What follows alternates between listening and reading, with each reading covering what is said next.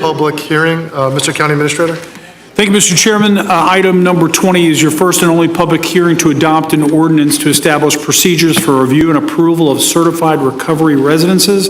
This item requests the board conduct the first and only hearing to create a new section for certified recovery residents in order to comply with the new legislation adopted in the 2025 session.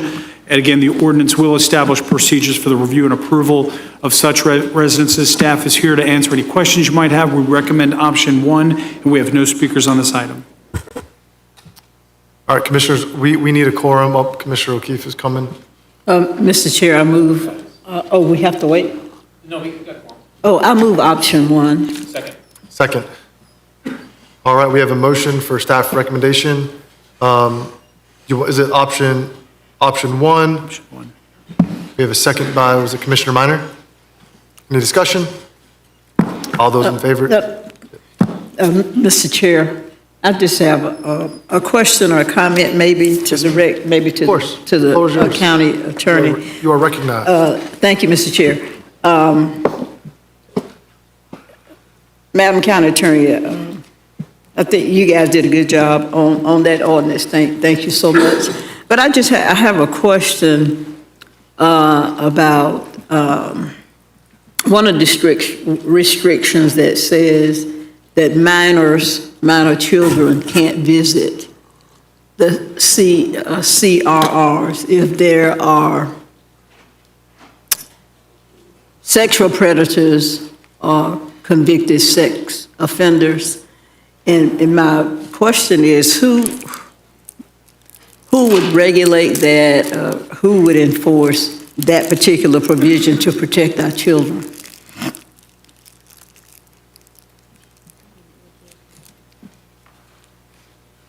DSM could also weigh in, but I believe it would be, if that were a restriction, then that would be something that would be imposed as a condition of approving the siting of the facility, and that if they were determined to be in violation, that it would be treated as any other code violation.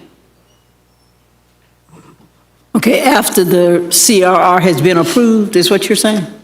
Because I didn't see that as a condition of approval, because I looked at all the conditions for the residents to be approved, but then it goes on to talk about the restrictions, and it says, children can visit their parents, that are there, but it just had a restriction that says if that residence is housing a sexual predator or sex offender, children are not allowed to come during that period. And I was just wondering who would regulate that, who would enforce that? Is it self-enforcement by the resident?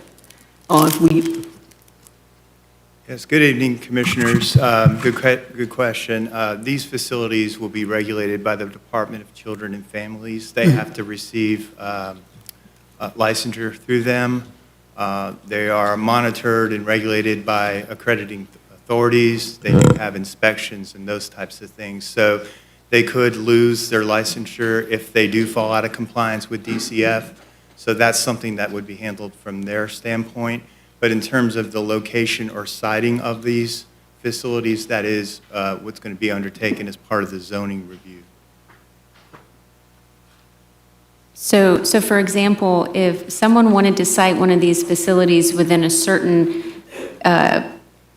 distance from a place where a sexual predator or sexual offender is not allowed to be, then they just couldn't be at that site.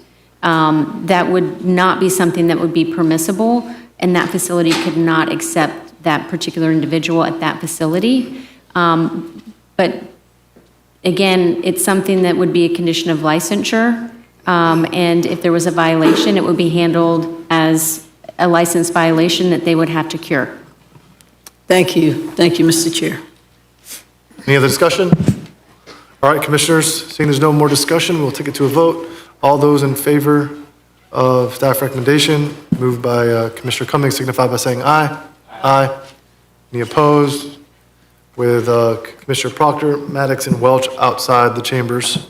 Next item, Mr. County Administrator. Thank you, Mr. Chairman. Item number 21 seeks the board's authorization to conduct the first and only public hearing to consider an ordinance amending the official zoning map from lake protection to lake protection node for approximately 4.88 acres on Okehipke Road, 3028 Okehipke Road. The proposed ordinance would change the allowable uses from low-density residential uses to uses that accommodate compact mixed-use development at this designated major intersection in the Lake Protection Zoning District. This is consistent with the intent of this zoning district. The Planning Commission found this proposed ordinance to be consistent with the comp plan and unanimously recommended approval, as has our staff. Our recommendation is option 1, and we have no speakers on this item. All right. Commissioner O'Keefe, you're recognized. I will move option 1. There's one speaker. Wait. Sorry. There's a speaker. There's one speaker. Are they here or is it online? Okay, we've got them in the stack here. They got a little mixed up with the rest of our speakers. While, Item number... Yeah, Sorry, yeah. while Vince was looking for that, I did want to just say that there were ex parte communications to the board that were disclosed in an additional attachment for this agenda item number 21. Some of those communications went to all of the board members. They are included in the agenda package. Just wanted to put that on the record since it's... We didn't send them to you since they're in the packet, but we were party to all those ex parte communications. Okay, thank you for that. Yes, sir. Mr. Chairman, I'd like to state the same thing. My office has received those communications, and so I want to disclose that as well. Thank you. Awesome. All right. Only speaker on this item, Randy Denker.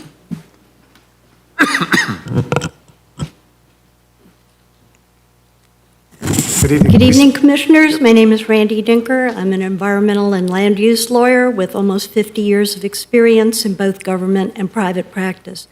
I've put a lot of hours into studying the new comp plan proposals, and I'm here today to tell you that it's my legal opinion that you don't currently have all of the data that you need to make the decision that you're being asked to make to move more acreage into the urban services area. Section 163.3177 Florida statutes mandates that before you can expand the urban services area, you need to have all the relevant and appropriate data. And this ensures that planning decisions are not just arbitrary, but are grounded on evidence. And although I have the greatest respect for our planning staffers, I must respectfully disagree that you have the legally required data that you need to make a decision on expanding the USA boundary. Staff is recommending that the acreage around Lake Jackson be left as it is, but at the same time is urging you to include 1,485 new acres into the USA. In order to legally do this, you need to know several things. One, how many buildable lots are already currently in the USA? What is your projected population growth for the long-term planning horizon? How many new units do you need to build to meet your projected population growth? And how many buildable units are already in the USA? Buildable lots, I mean. Unfortunately, this analysis has not been done. Staff has told you the projected population and the number of units that they believe will be needed by 2025. But what you are missing is this. You don't know how many buildable lots are already in the USA and whether it's sufficiently large to accommodate projected growth. And without this critical information, you have no idea whether you actually need to increase the size of the USA or not. If this analysis were done and it showed the USA is already sufficiently large enough to accommodate your anticipated growth, it is my legal opinion that it would be illegal under state law to expand it if you already have enough land inside the USA. Premature expansion is urban sprawl, it's costly, and it discourages compact growth, and it is not a fiscally prudent way to grow our community. I don't know why this analysis has not been done, but I think it's critical that you have this information, and I urge you to delay a vote today until you have all the information that you need. Thank you very much. Thank you, Ms. Denker. Just want to state for the record, I believe that you were looking to speak on item number 18. Okay, thank you. Okay, perfect. Thank you so much.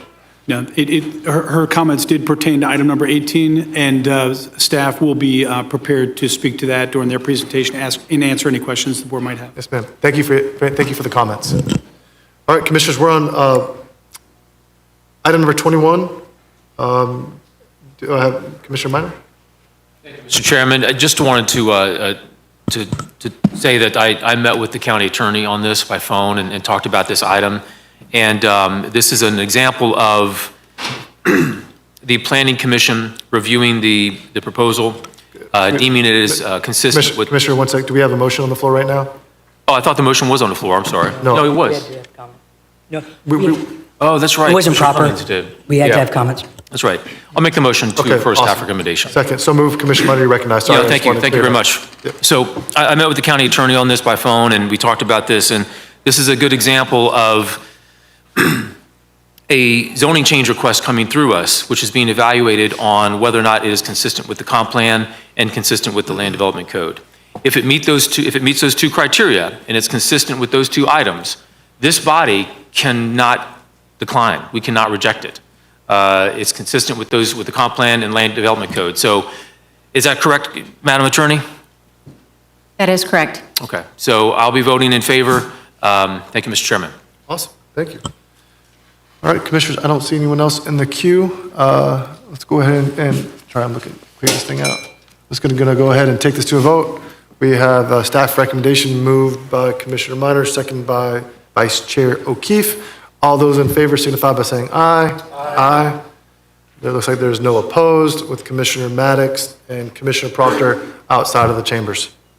Mr. Chairman, can you show me affirmative on item number 20, please? Okay, let the record reflect that. You got Thank that? you. Awesome.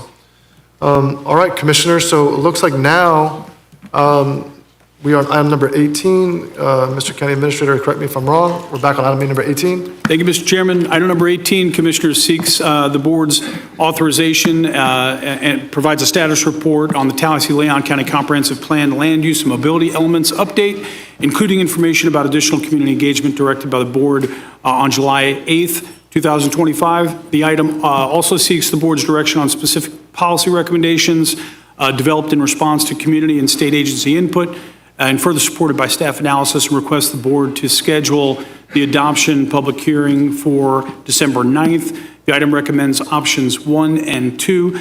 And with that, I'll hand it off to Artie White for a brief presentation summarizing the recommendations to you. And following that, Mr. Chairman, we do have a few speaker cards. Awesome, thank you. Commissioners, before we get started on the presentation, I do want to say this. I want to ask staff, when it comes to the presentations that come before the board during these meetings, Artie, I appreciate all the work you guys have done.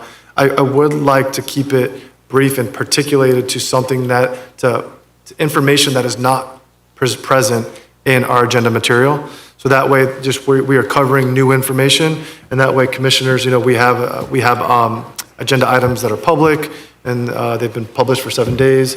And so I do want to go ahead and just state that for the record. So Artie, the floor is yours. Thank you. Thank you. Good evening, Commissioners. As the County Administrator said, this item provides a status report on the land use and mobility element update, and it seeks your direction on a number of policy items. It may be a little bit of a trial by fire, but I'm actually going to ask the the new Planning Director, Mike Alfano, to give the presentation, but we will both be here to answer any questions you may have. Great. Thank you, Artie, and thank you, Mr. Chair and Commissioners. It's a pleasure to be here to you tonight to talk about this item, focusing on that recap of community engagement that you directed us to undertake. Just to briefly recap how we got here tonight, in May of this year, we presented to you the land use mobility element update, which you all voted to transmit to the state for comment. The City Commission, if you recall, was slated to take it up the next night. They ultimately postponed till June, and then decided to postpone transmittal and directed staff to do additional public engagement. In late June of this year, we received comments from the state in response to your transmittal, and then at your July 8th adoption hearing, you all directed us to, you voted to not adopt the land use mobility element at that time, and directed staff to do additional public engagement. So the focus of this presentation is largely on that engagement and then what we heard from folks. So we actually started meeting with community organizations and interested citizens immediately after that meeting, but we worked with the CMR team and Parks and Rec to set up a series of meetings that took place in late September and early October. We held these at community centers across the county.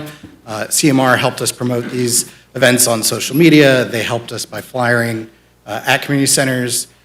They coordinated several interviews with local news to get the word out about this, and then we also went and met with folks that were meeting at the community centers, lunch and learns, things of that nature, to let them know about this. I also want to highlight that in addition to these meetings, the Woodville Sense of Place Plan community engagement was going on at the same time, and we had concerns over if we scheduled another standalone meeting on the comp plan update at the same time as we were doing those open houses for the Woodville Sense of Place Plan, we might run into a little bit of an issue of engagement fatigue. So we actually incorporated materials on the comp plan update into those meetings on the Sense of Place Plan. We were really happy with the turnout. We had about 170 folks come out, and attachment 1 in your materials provides a really robust report on all the information that we received. It includes all those written responses we received as well. We took that community engagement, or that community input. We did additional analysis on major issues highlighted, and we developed 13 policy recommendations that I'm not going to spend time going through each one of these, but happy to answer any questions that you all have on each of these. I am going to spend some time on these first 3 that focus on the urban services area expansion and land use change around Lake Jackson.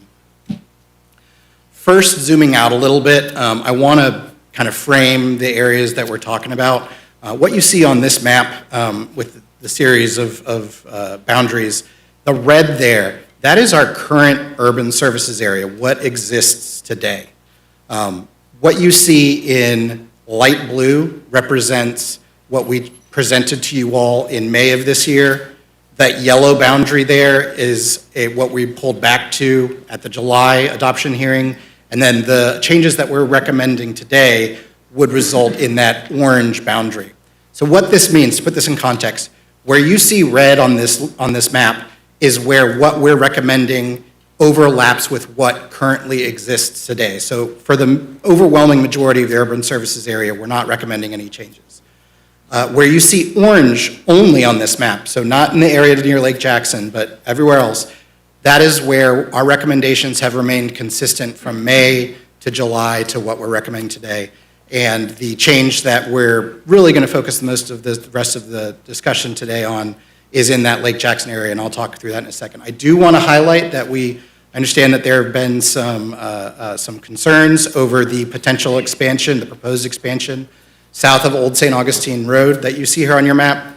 I do want to highlight that this LME update is not the first time that an expansion in this area has come about. It was originated in 2003 with a committee of concerned environmental advocates, concerned citizens, developers, and public staff that formed a committee to look at ways to address housing affordability issues that they were seeing in the community. And they actually recommended an urban service area expansion far to the south of what we're proposing, south of St. Augustine Road, all the way down through the areas to the east of Southwood, just north of that gray area where the city's spray field is located. So what we're recommending here today is largely a more conservative approach to that. It was also recommended to us by our land use mobility element consultants.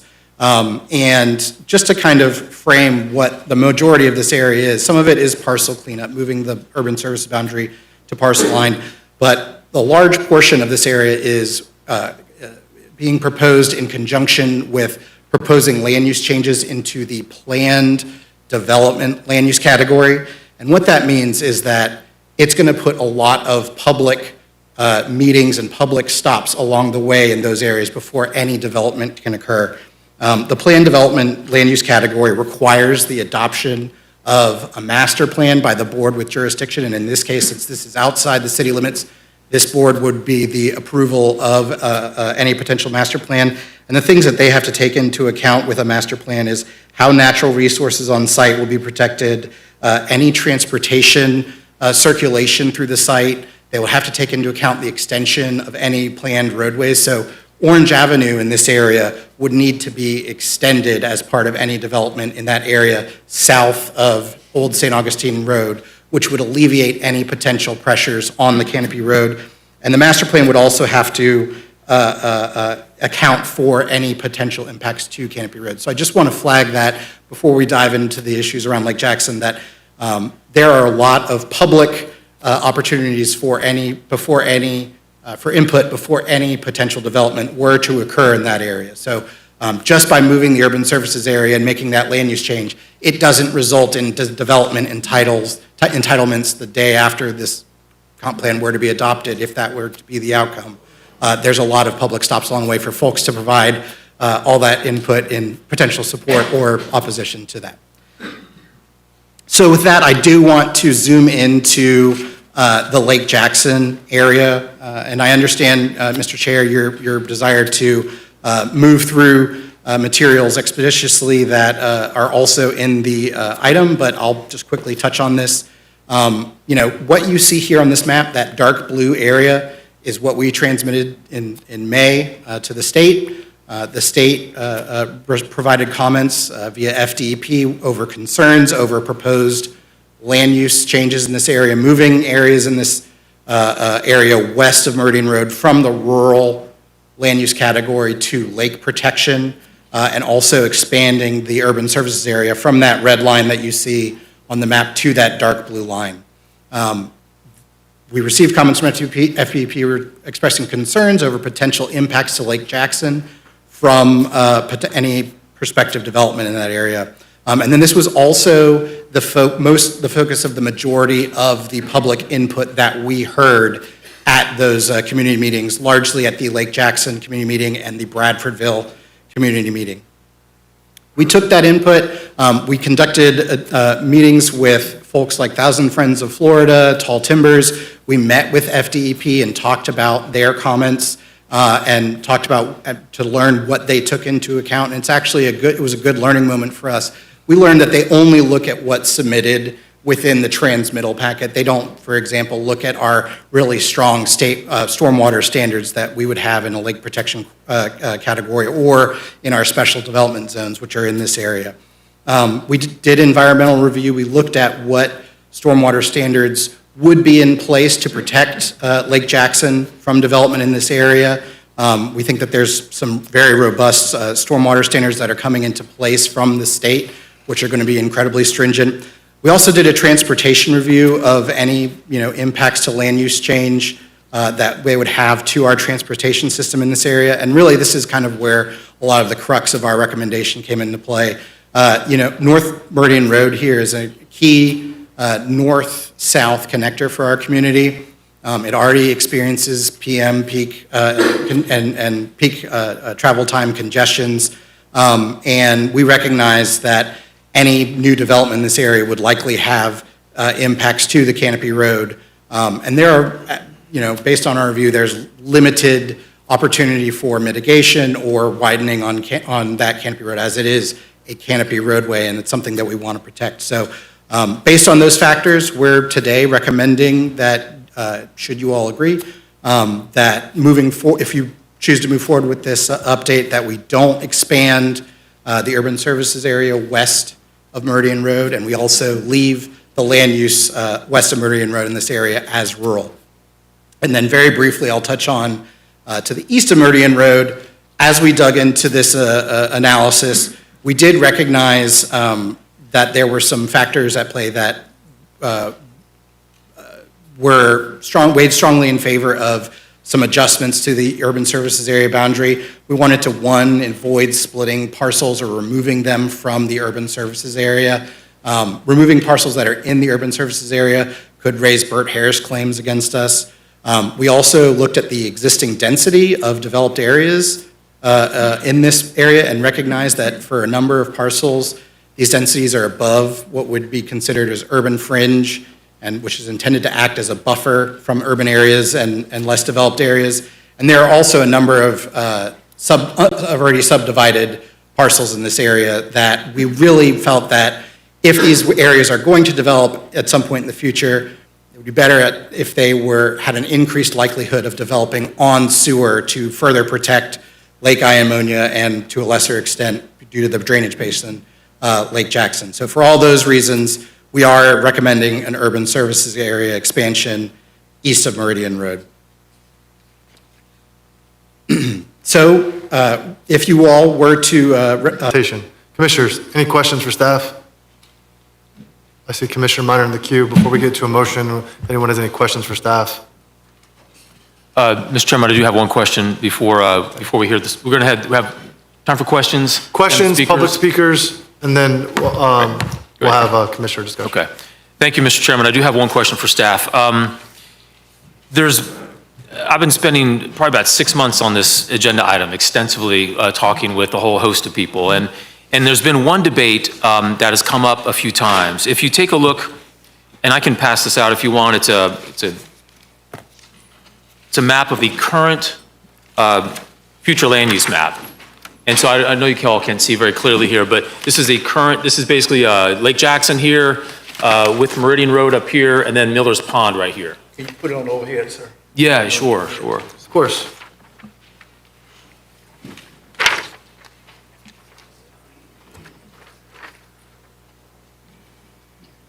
So if you take a look at the current FLUM, the current future land use map, you'll see that there's a 1,000-foot buffer of the USA west of Meridian Road and a 1,000-foot buffer of the USA north of Miller Landing. There's been some debate over the last few months about exactly what that means. We've heard some people believe that if part of the USA is in a parcel, that you can automatically extend the USA boundary expansion to include that entire parcel. Which means that if you've got a little bit of USA in your parcel, you can expand it so that the entire parcel is in the USA. I checked with the county attorney's office about this, and there's no basis for this. There's no legal basis for it. Not in our comp plan, not in our Florida statutes, and not in case law. And Madam Attorney, is that correct? Is that reflective of our conversation? That is correct. So my question, I want to put this debate to rest. And so I want to get confirmation from our planning department that that is true, that just because you have a little bit of USA in your parcel does not automatically mean your entire parcel then includes the USA. You have to actually come to the county commission or the city commission and have a comp plan amendment. Is that correct? Yeah, that's our understanding as well, and I spoke with both the city and county growth management departments Okay. to talk about how they would treat this, and their initial, back of the envelope thoughts are consistent with that they would treat it as partially in the urban services area and partially without. Great, okay, that sounds good. I just want to make that clear because in many of the meetings I've had over the last several months, we've had debates on exactly what that would do. So that's it for my questions for now, Mr. Chairman. Thank you. Thank you. Commissioner O'Keefe, questions for staff? Yes, questions for staff. And I also have handouts for the class. You can take one and pass it down. And Kiana, do you have that for the Elmo machine? Excellent, thank you. So my question is about the section of urban services expansion that you discussed out on the southeast side of town near Southwood and Old St. Augustine Road and Appalachian Parkway. And I'll save comments on it for later, but I have questions on it. You said that there was a much larger expansion suggested in a 2003 committee.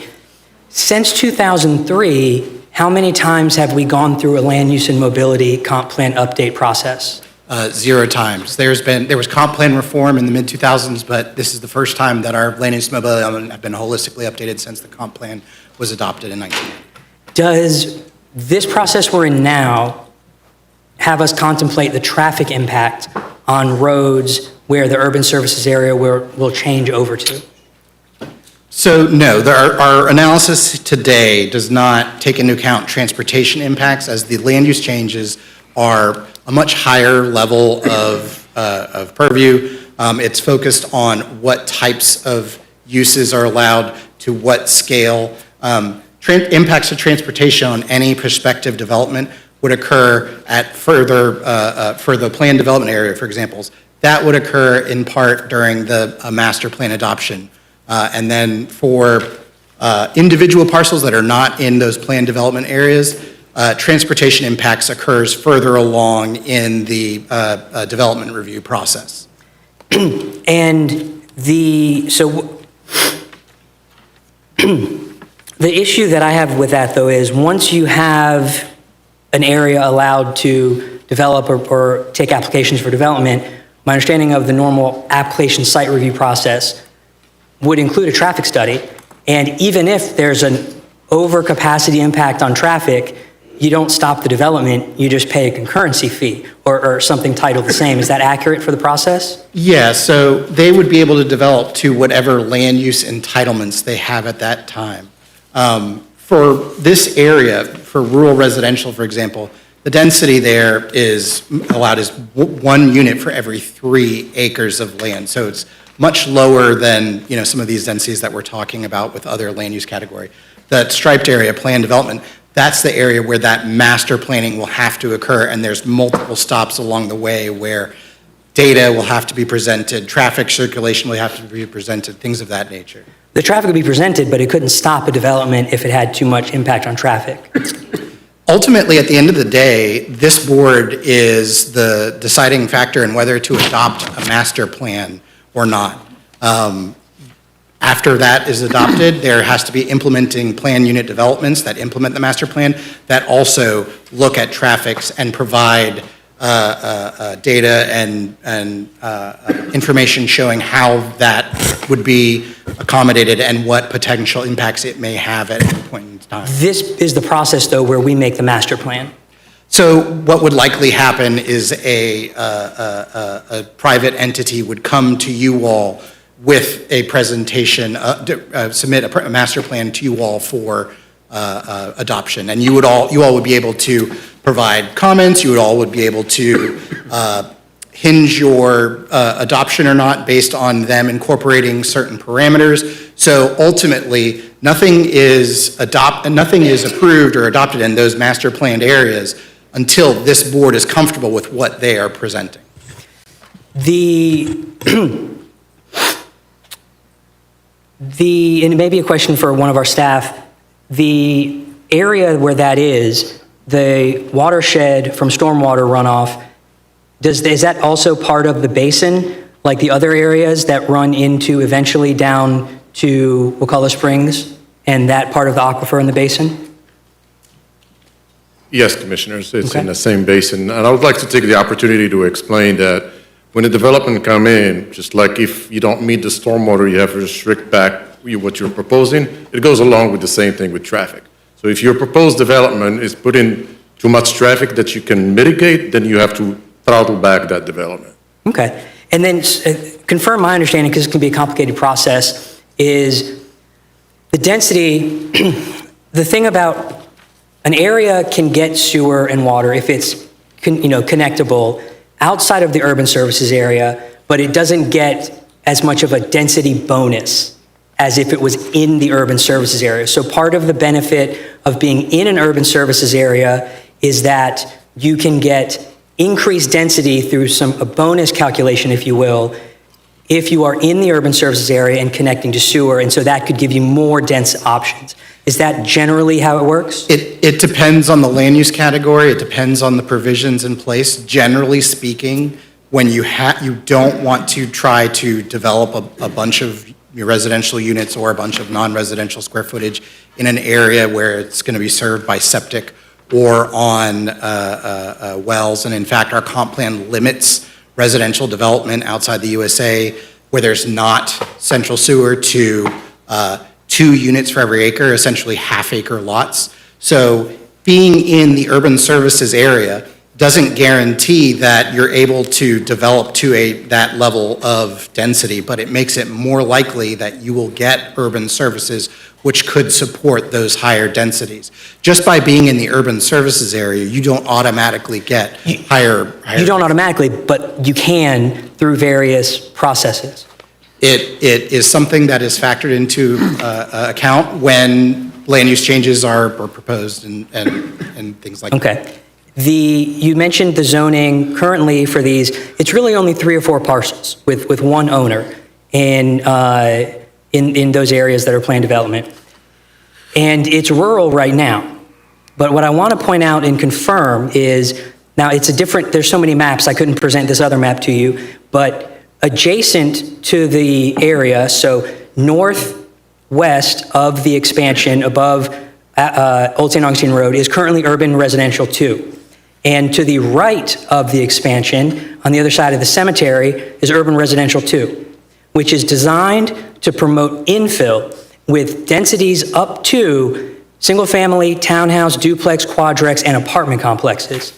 And if that was, if the lot in the middle and south that's touching it, that's now rural residential, if someone came in and wanted to change the zonings, that could be likely considered contiguous to urban residential 2 and allow it to zone up in the future.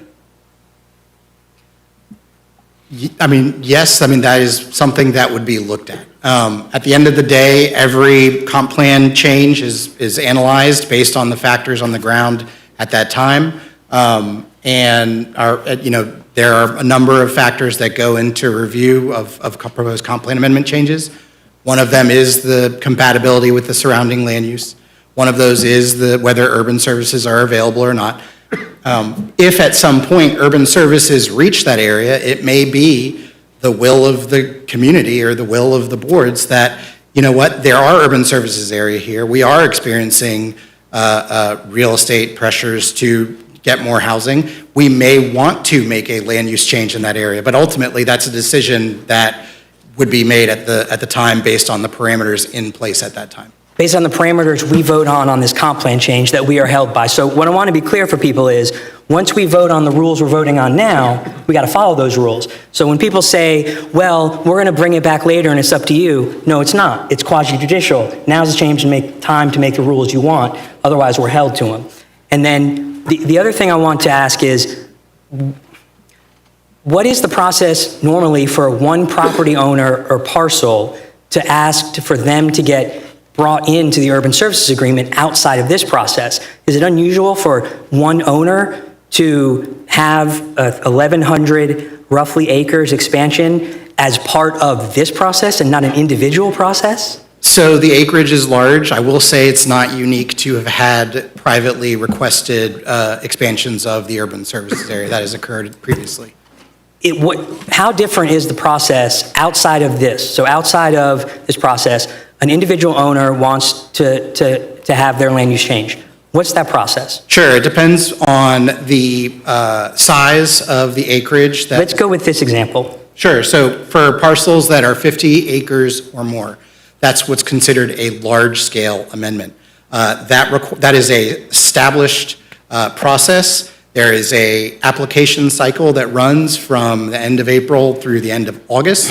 And then once the application is reviewed by staff and deemed complete and deemed, we would do an initial review of things and give folks that come in for amendments a general sense of, yeah, this is something that we can look at, or absolutely not, save your money, this is not something that would ever be, supportable. There is a process where there are multiple workshops with the LPA and with the city and county, or well, if it's land use change only, it depends on the jurisdiction. So let's just say it's in this area and the county commission, so there'd be a workshop with the county commission.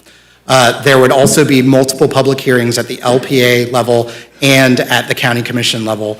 So there is a established process. There's a 1,000-foot notification requirement for a comp plan amendment that would go to all residents and parcels within 1,000 feet. We would also reach out to any nearby neighborhood associations or those types of organizations in the area.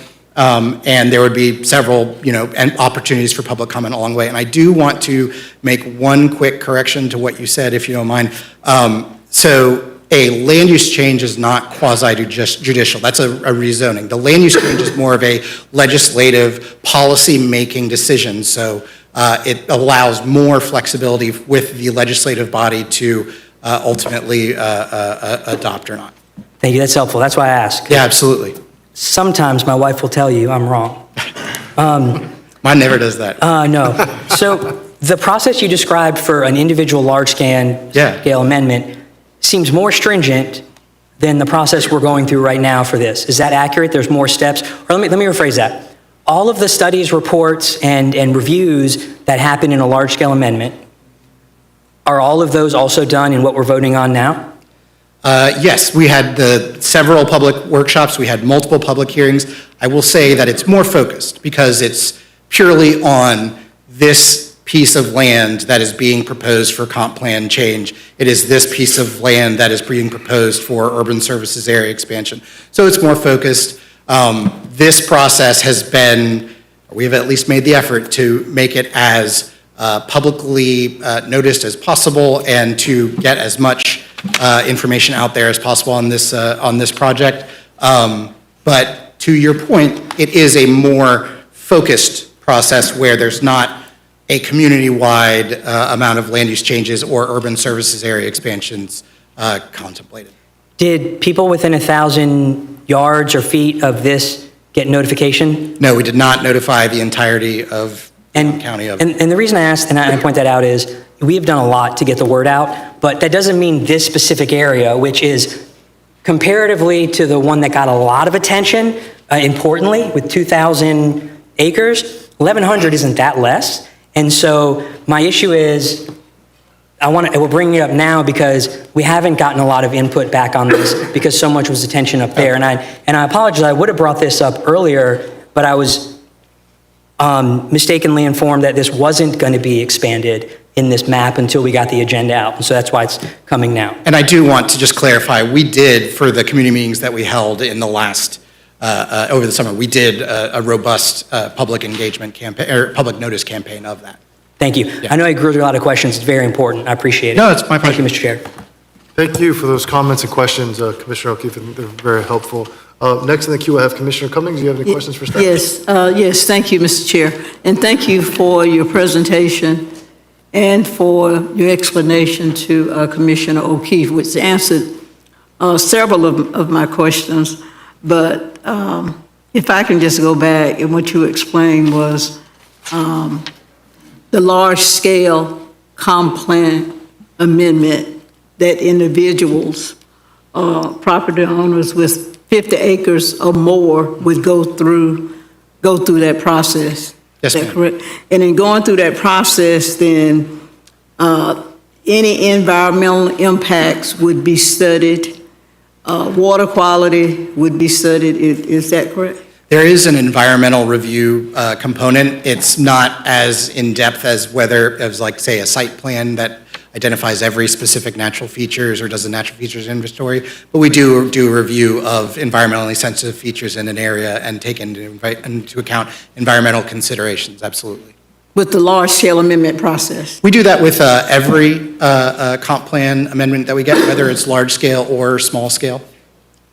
Okay, and what we have before us today is no request for expansion of the urban services area west of Meridian Road. That's our recommendation. The recommendation, right, but there's a request east of Meridian Road. Yes, that's our recommendation, and it's based on a number of factors. Our own analysis, we met with some residents that live in that area that are in some of those higher density areas that have a number of family members that are on the east side of Meridian Road and are interested in being developed on sewer. So we did get some folks interested in that, but a large amount of our recommendation is based on, planning concepts and good planning efforts. Right. Can you pull up your map, Figure 1 map that had a red border for the present urban Yeah. services area and the expansion? This one or the one that's zoomed in on Lake Jackson? I'm sorry. Did you want this one that shows the entirety of the community or the one that's zoomed in on Lake Jackson? Well, what I have was included in the packet. Okay, I know exactly what you're talking about. Yep. And I was trying to understand. That's it. Yes, ma'am. Yeah, that's it. I'm trying to understand the expansion east of Meridian Road. Absolutely. And of course, there are borders that are red. Yeah, I can am- take some time and walk through the specifics of what we're recommending if you would like, Okay. or if that's what you're. I don't want to take up that much time, but I just want to make sure I have a clear understanding of what's being recommended for expansion east of Meridian Road. Yes, ma'am.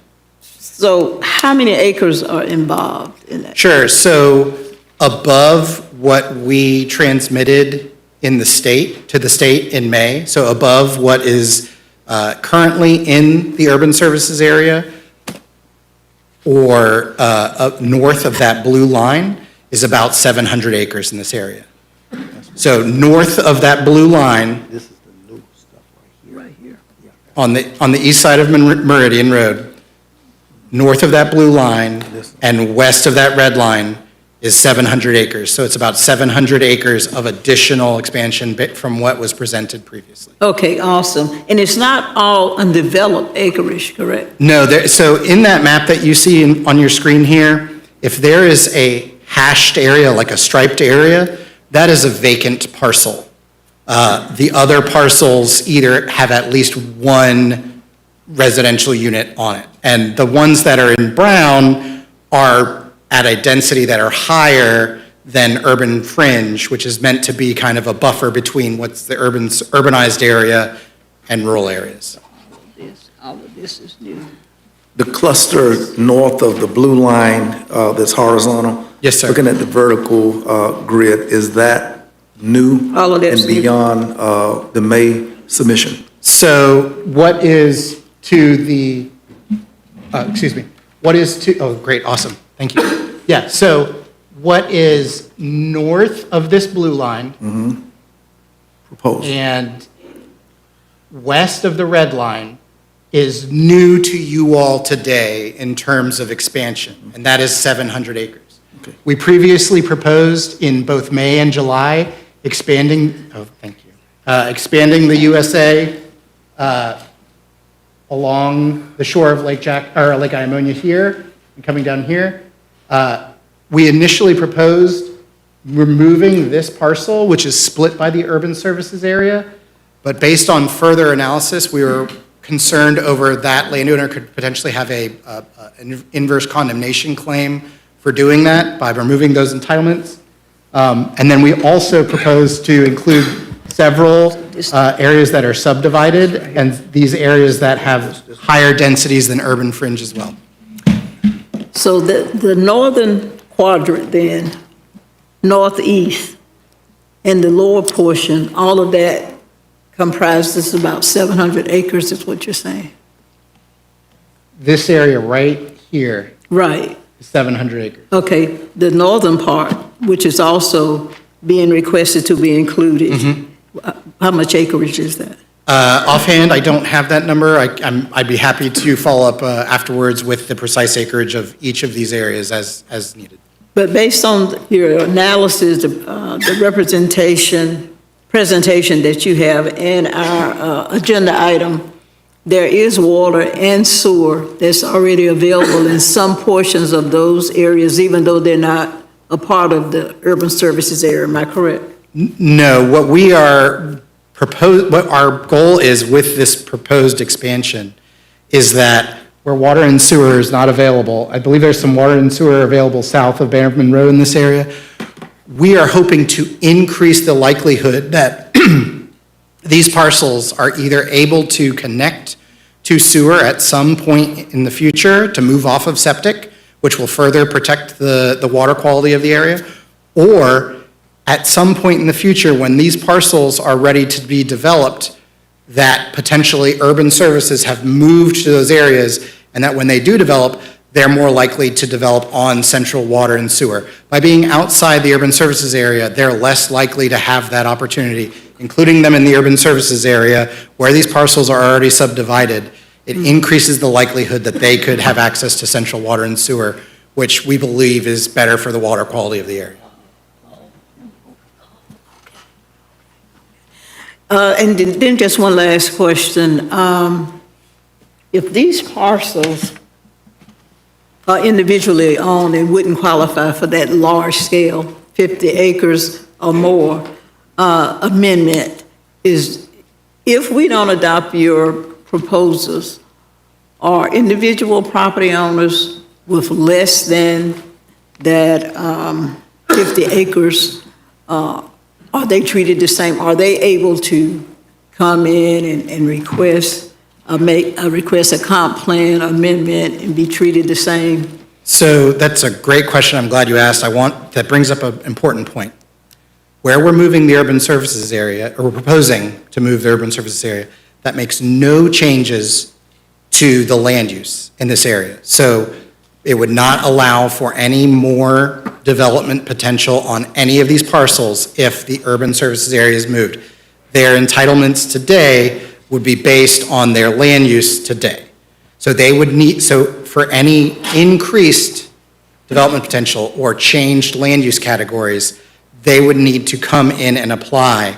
Now, there are one or two larger parcels here that would likely be able to come in for land use change or rezoning on their own because of their size and where they're located in adjacency to other land use categories and zoning categories.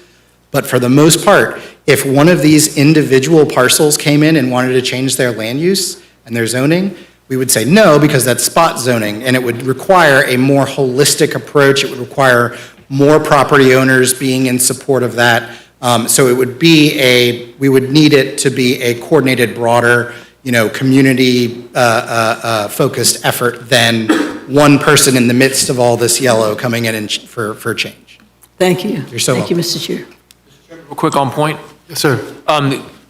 Thank you, Mr. Chairman. Could we ask someone from our staff to go ahead and, while the public speakers are speaking, go to a workstation and calculate the amount of total acreage on this, the three components? Yeah, we may- And then we bring may as that well back have it in before we emails. That's- come back from the public speakers? Thank you, Mr. Chairman. No problem, Commissioner Minor. Next in the queue, I have Commissioner Proctor. You are recognized. Sure, thank you. The transportation issue, you indicated that there is no transportation impacts from the handout shared by Commissioner, District 5 Commissioner, this one. And I'm not sure why you just indicated there's no transportation impacts. It was kind of somewhat cavalier, juxtaposed to your strong indication that up on Meridian Road, there's just simply transportationally no capacity, and the trees on the road and canopy. Is there a differential of your assessment that you've already determined that Meridian transportationally can accommodate, but you're so certain about the south expansion that there was just no need to even consider transportation? So if I came across as saying as there are no transportation impacts, that was not in my intention. What I I just said. wrote what you said. Yes, sir. What I said was, what I believe I said was that we did not do a full transportation analysis of the area south of Old St. Augustine Road. The difference between these two areas in our assessment is that planned development area south of Old St. Augustine Road would have to extend Orange Avenue if it were to be developed to reduce any, which would reduce any impacts that it had to Old St. Augustine Road. Our transportation analysis was focused on Meridian Road. We looked at data for, at concurrency data, and what it shows is that the roadway is at a significant percentage of its capacity, and that, you know, depending on any new development that were to occur adjacent to Meridian Road, depending on the number of trips, it could actually cause that road to fail. Let me interrupt now. Absolutely. I've heard some of these things before, and I'm not quite a beginner sitting here. Thank you. Who you anticipate would pay for the expansion of Orange Avenue? Would the developer be anticipated to pay for a road expansion of Orange Avenue? Yes, sir.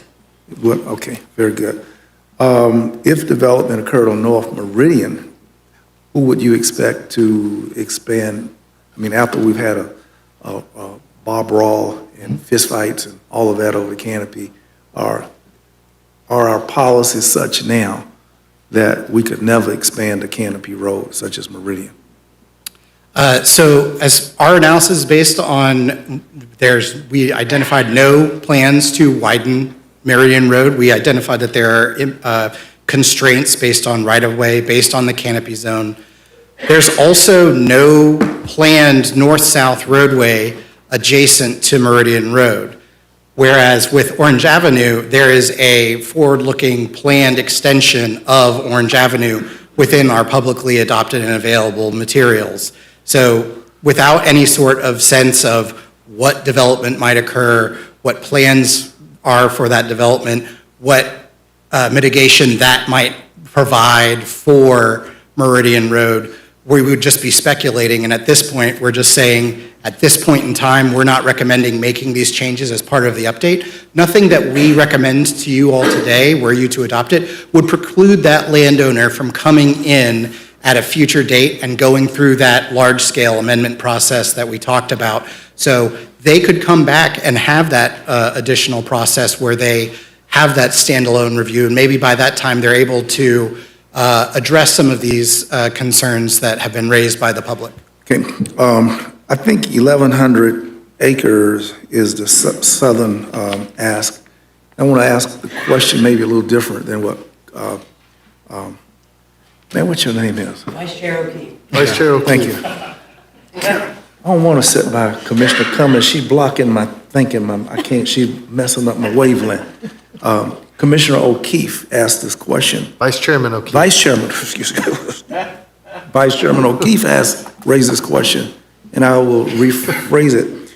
What triggered the ask for expansion of USA near Southwood? Yes. In Southwood, yeah, so multiple things. So first, in 2003, there was a committee, I'm going to get the name right. It was the Residential Land Availability and Affordability Committee. It was formed with a number of environmentally focused individuals. Pam Hall was on it, Wendy Gray was on it. There were realtors involved with it. There was representative of Southwood, and they looked at multiple areas around the community, and they were trying to address affordability in housing that they were facing. They were saying that there's not enough residential housing available. The prices are too high for folks. What can we do, and what can we recommend to try to alleviate this burden? And one of the recommendations that they made was extending the urban services area in this area near Southwood from where it is today all the way down to just north of the city, Sprayfield. That is one source of this proposed expansion. And you said that this is conversationally for the expansion of affordable housing. That was their vision? It was targeted at increasing the amount of land developable for residential development, with little a affordable housing, not necessarily capital A affordable housing. All right. And if I may very briefly just highlight, one of the challenges with that amount of an urban services extension in that area, this area here has a lot of really sensitive environmental features that are important to the watersheds in that area. So that's one of the reasons that we're not recommending that full expansion. And also our consultants in their growth strategies where they were saying, okay, Tallahassee, Leon County, you all are going to grow. Here's one of the areas that we're recommending that you target for that growth. Okay, well, I respect the district commissioner, and if he has no objections to this expansion, I typically like to follow the district commissioner thoughts. But I do have levels of passivity that are running over. And I want to explain really quickly that it continuously concerns me that black neighborhoods inside of the urban service area continue not to have central sewer. And I've listened to you talk about the potential to move from septic to central on a 487 acre, 56, 356, and 200 parcels, 1,100 acres.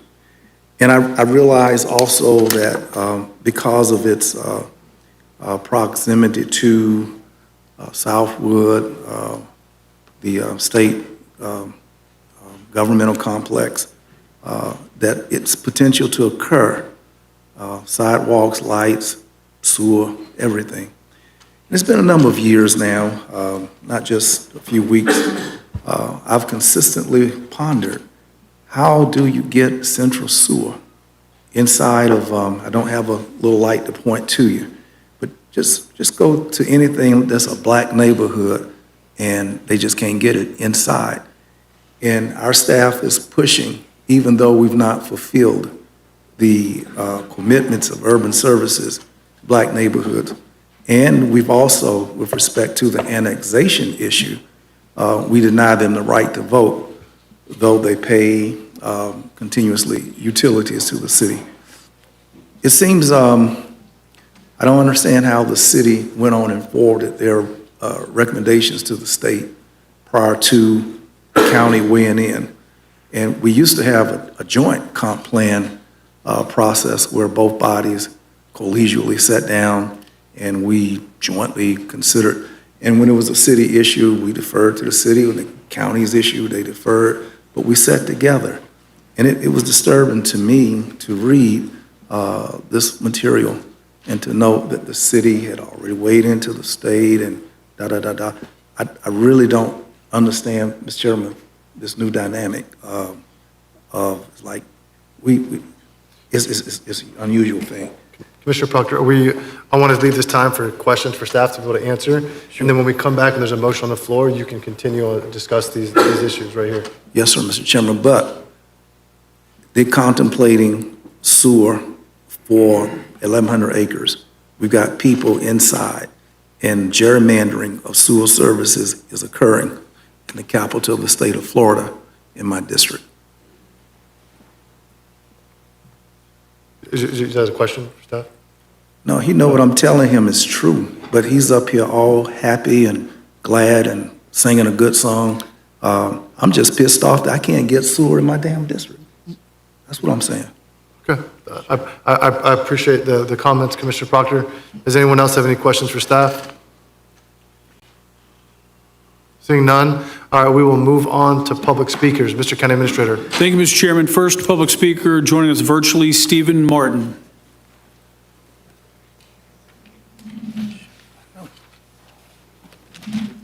You can hear me now? We can.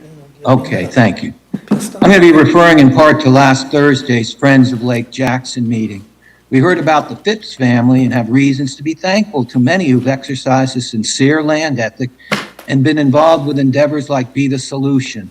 I'm familiar as well with extended family down in Gulfstream, and I thank many for not giving in to temptation and exploiting land for financial gain, unlike Jeff.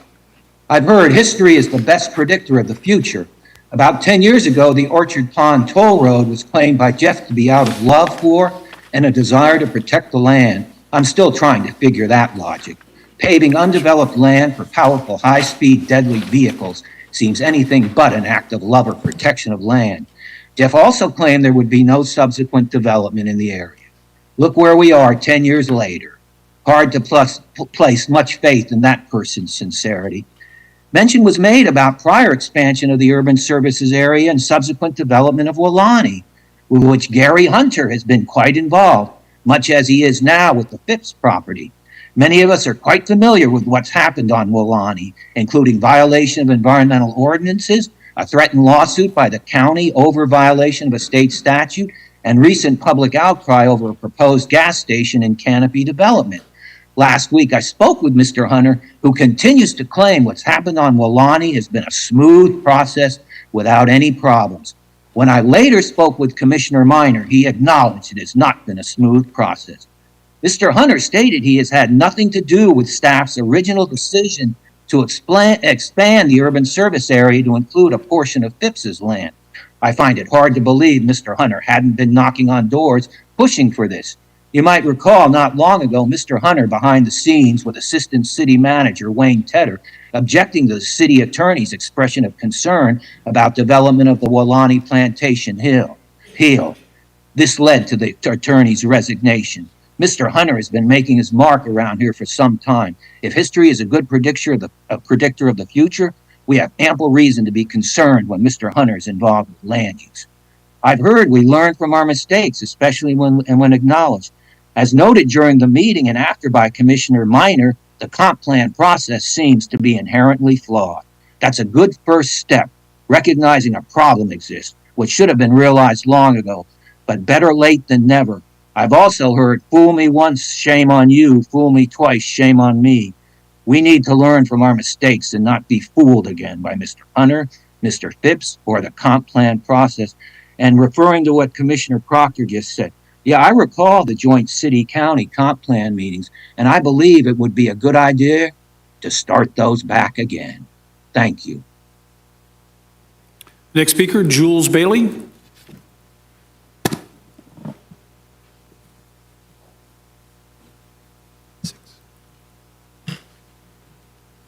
Hello, do I need to state my name or anything for the record? Yes, please state your name and address for the record. Hi, my name is Jules Bailey. I live at 1919 Dawsey Street in Tallahassee, Florida, and I'm here to ask you to accept the staff recommendation for items 1 and 2, which is what the Thousand Friends of Florida at our meeting last Thursday, that Commissioner Minor was kind enough to co-host. What that the Thousands Friends of Florida asked us to recommend. So I just want to ask you to accept that recommendation and also to continue to protect Lake Jackson and the watershed. It does connect to Wakulla Springs, and if you have driven through Crawfordville recently, you know that if there is too much development and too many houses on road infrastructure that cannot handle it, it makes it kind of unbearable to drive through. So I would not want to see that happen to Tallahassee and Meridian Road. And to Commissioner Proctor's comments on this issue, he is very correct. So I'd like you to take that into account as well. Thank you for your time. Next speaker, Roy Knight, to be followed by Vivian Young. I am Roy Knight. I live at 5962 Centerville Road, 32309 in the county. And I have a short statement to make. And it is simply this in summary. This is not ready for a vote. And I will use the metaphor of the cart and the horse. I'm impressed by the integrity and the detail of the plans, but they have washed out the basic principles. And that is the quality of the life of the citizens in this city. It's already been touched on by Commissioner Proctor, by others who have spoken. And the problem is simply this. You are about to create a city that will not be loved by the citizens who live here. What you will be doing is creating a city that is filled with problems. It is too much about money and not enough about the quality of life. What will happen when much of this is done? There will be, without enough open space, without enough concentration of development to higher density reduces traffic because you can walk to the place where you work or you play or whatever you want to do, shop. Public transportation will not work with sprawl. You get a bus once an hour. Vancouver, British Columbia gets it once every 5 minutes. It doesn't worry you so much that you might miss a bus, so you use public transportation. I have to say this in a way. Think of Socrates when I say these things. I know more than I can tell you that I know. I know more than I feel experienced than I can tell you about. I do not have time. But I do know this. The more I know I don't know. But I do know this, because I am a human being. I have lived in this city since 1988. I've never lived anywhere else in my life longer than that. From suburbs of Birmingham, Alabama to Washington, D.C., to Copenhagen, Denmark, to Vancouver, British Columbia. So the scope of my experience is broad. I tell you, consider the quality of life of these people, from sewage, which is more effective when it's gathered together in density. Consider intensity, which is about commercial activity. The connections between these places, the traffic, all of these things that can be done to improve the quality of life, not to ruin it as I have experienced the city being ruined over the last 36 years that I have been living here. Thank you, Mr. Knight. So I ask you, please delay, please rethink this on the basis of such principles. Thank you. Thank you, Mr. Knight. Vivian Young, to be followed by Sophie Wacone Spear, and I'm sorry if I mispronounced your name. Good evening. Thank you for the opportunity to speak tonight. My name is Vivian Young, and I am the Special Projects Director with 1000 Friends of Florida. I'd also like to introduce our President, Paul Owens, who is here from Orlando today. And what I'd like to talk with you a little bit about is a number of different principles. 1000 Friends is a statewide organization that promotes sound planning and growth management in our state. We were established in 1986 for this purpose. And the reason we originally engaged in this process, because we don't normally engage in local issues, was concerns about the process, that it was too rushed, that there wasn't enough detail and analysis. I want to say, first of all, that I really appreciate you slowing the process down to allow time for community input through the public workshops. And before I get to my prepared comments, I actually have 5 points from previous speakers that I would like to rush through. Getting down to the detailed analysis and data, Randy Denker, who spoke earlier, is absolutely right that under state law, there is supposed to be a demonstration of need before you expand the urban services area. And to my understanding, that has not been done to the level of detail. Yes, there's been an analysis. I understand that we need about 23,000 more units, but we don't have information from staff about how many units are in the pipeline and other issues like that. So I'd like to reiterate what she said there. My second point is conceptually, let's say there is a need. Let's say analysis is done and there is a need to expand the urban services area. What you would be voting on by expanding it tonight or in December is that this is the most appropriate area for this new development to take place. And I don't know that you have the data or information that all the areas in Leon County have been analyzed, that these locations that have been brought up are the appropriate ones. The third point I'd like to raise, and I wasn't going to raise this tonight because we're still reviewing language, but I don't believe it's in the existing comp plan, but in the revised comp plan, it calls for if it's designated rural, it cannot be within the USA. So that would automatically changes. I need to speed on. We are shifting our recommendations. We urge you to keep the current urban service area boundary near Lake Jackson on both sides of Meridian. I think from the comments raised tonight, we can also say we'd have concerns about the change on the south side. We urge you to keep the existing lake protection language and have a separate process later to evaluate that in more detail. And third of all, please direct staff to do a future land use map that shows differences between what is currently adopted and what is proposed, showing the parcels of land in play. It's been very confusing for everybody to understand what is going on. Thank you very much for the opportunity to speak. Thank you. Sophie Wacone Spear, to be followed by Lynn Teckings. Yes, Sophie Wacone-Spear, address 704 du Parc Circle, Tallahassee. I'm the current president of the Friends of Lake Jackson, here to address the item 19, specifically the proposed changes to the land use within the Lake Jackson drainage basin, and especially those along Wheeler Landing and north along Meridian. So it's been quite a ride, from protesting the county transmitted land use map in May, to applauding the scaled back map in July, to lamenting the city transmitted map in September. At today's meeting, I want to express my appreciation for the work done since July. The planning staff did collect more public and state agencies' input, did listen, did reflect, and is offering meaningful recommendations. I particularly appreciate the strong language in their environmental and transportation reviews, and wish such reviews can be conducted prior to future proposed changes.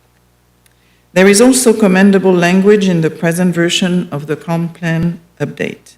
Examples include Policy 126, stating that the conservation element takes precedent if conflicts arise with the implementation of policies in the FLUM element.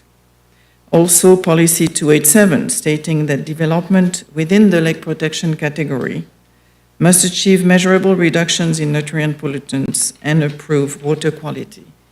And the same policy advancing conservation subdivisions as an alternative to large lot developments.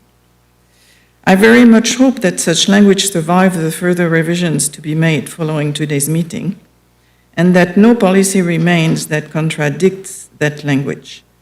In particular, I hope that Staff Recommendation 9, clarify the lake protection FLUC, means that proposed increases in density and intensity will strictly apply along the new proposed LP corridor and associated existing nodes along Monroe Street, not to future development elsewhere. Discouraging new suburban neighborhood-like densities and LP nodes intensities in the proximity of the Lake Jackson Aquatic Preserve is the best way to preserve the preserve. Thank you.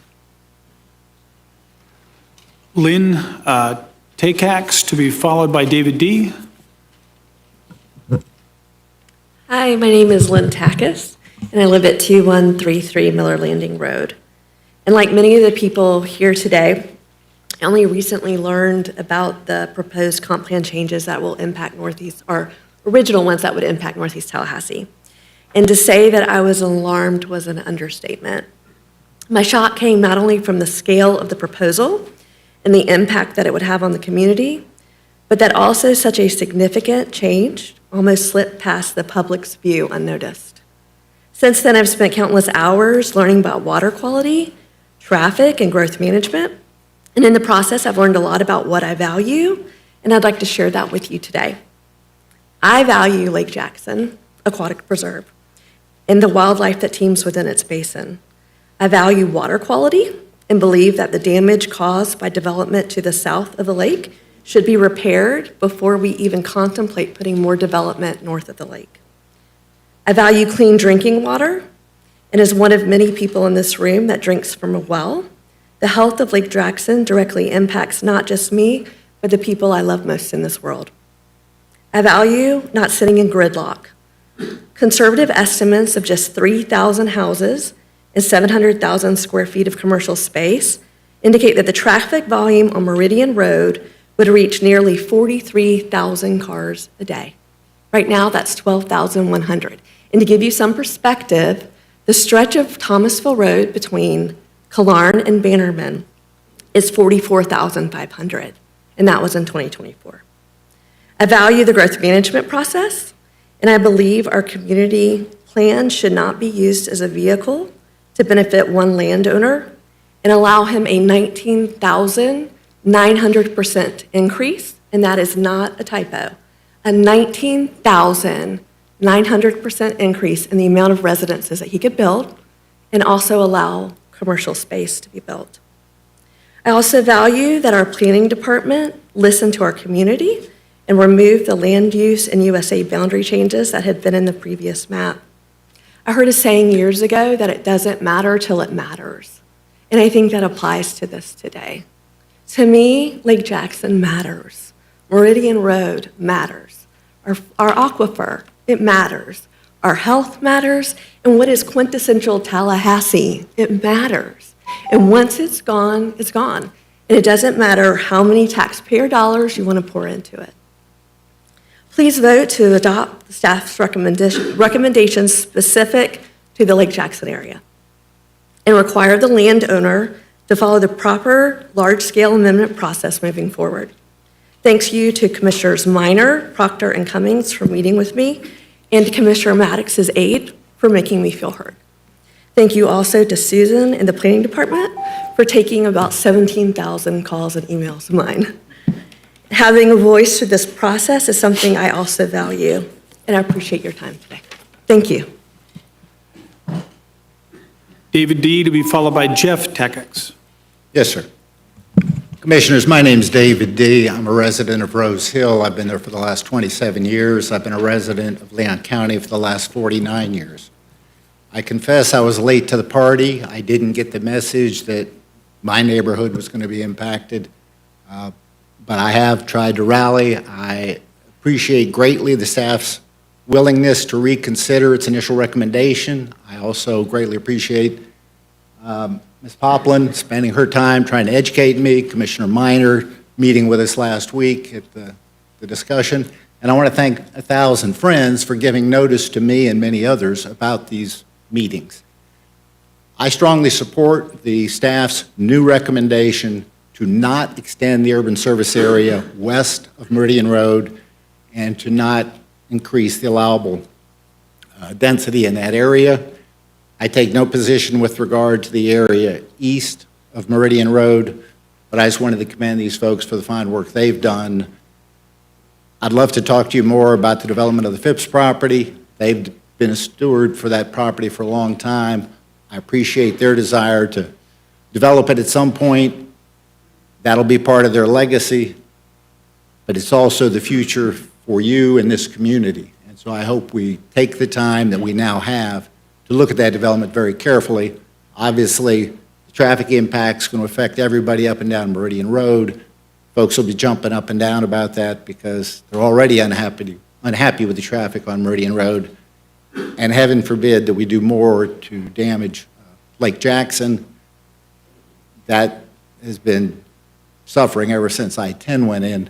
Commissioner Proctor, I sincerely appreciate your comments about the South Side not being able to get sewer service. I just thank you for being an advocate for your community. Thank you. Jeff Tackix, to be followed by our final speaker, Hugh Long. Good evening, Commissioners. Mr. Chairman, thank you very much. My name is Jeff Tackis. I live at 2133 Miller Landing Road in Tallahassee, 32312. Thank you for the opportunity to speak before you this evening. I am not someone who normally comes to the courthouse to testify before my county commission. I watch you from afar from time to time and read about you in the newspaper, but it is this very interesting challenge that's before you this evening and has been for months and will be down the road of trying to plan for the future of the next 25 years of our community and where populations should be, where they should not be, and the impacts of those decisions. I can't help it as I've been sitting here this evening to understand and feel for all of you in this difficult challenge of this chicken and egg process that you are in, trying to not only predict the future of where people may want to live and trying to hit certain population numbers, but then trying to potentially create an environment for large-scale developments to come in a place where maybe the people around them, like myself, do not want to see them. The process up to this point with those large-scale development proposals has essentially been a backdoor process to try to get that through, as opposed to the individualized, specific, large-scale amendments that were discussed earlier. That process is where those proposals get the specific review they deserve and allow you all to get all of that data that you need to make the decisions that you need to make. I feel for you. I would be in a difficult position if I were in your shoes. I'm thankful you are sitting there and not me, quite frankly. But it's really difficult to think about making these big decisions without all of that information, not having all of the data as far as what those traffic implications really would be, what the environmental impacts really would be. Thinking about, are we going to be able to connect certain people to sewer or not? While we have residents in the community who don't have sewer currently, who would love to have that opportunity, as Commissioner Proctor pointed out. The challenge before you is very large, and I don't try to begrudge the proposals that have been before you and people trying to weigh in on their thoughts. Members of the commission, I'm here this evening to enthusiastically support the staff's recommendation for 1 and 2, again, specifically thinking about that area west of Meridian Road. Thinking about the timing of that recommendation and the words that they said, the reasons they gave. Meridian Road cannot handle the expansion that was initially proposed with the thousands of homes being put at the intersection of Meridian and Bannerman. That's a very environmentally sensitive land that would just devastate the Lake Jackson area. This is not the right time. Again, members, I urge you to please support that recommendation to put that map, that urban services boundary, back to the way it was, again, particularly for the area west of Meridian Road and the Lake Jackson area. Thank you so much, Mr. Chairman. Thank you for the, one speaker. Final speaker, Hugh Long.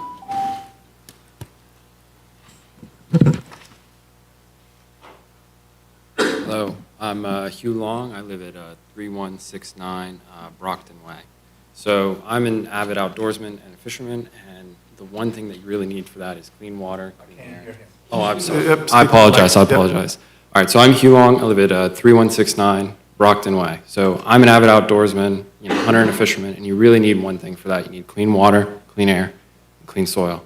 And I'm really glad that the proposal to expand the USA to the west of Meridian Road appears to no longer be on the docket. Let's keep it that way. But I would also like to note something that I wasn't aware of until I even came to this meeting. It was brought up by Commissioner O'Keefe, is that expansion of the USA south of St. Augustine Road. I believe Commissioner O'Keefe, you brought up that it's in the Wakulla Springs recharge zone. I believe it may also be in the watershed for the St. Marks River, which is an area that I spend a lot of time in.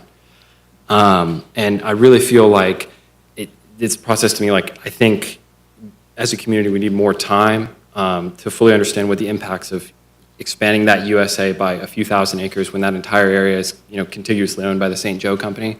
I feel like if we just go ahead and expand it, we may be opening ourselves up to maybe more than we bargained for in the future, that whole section.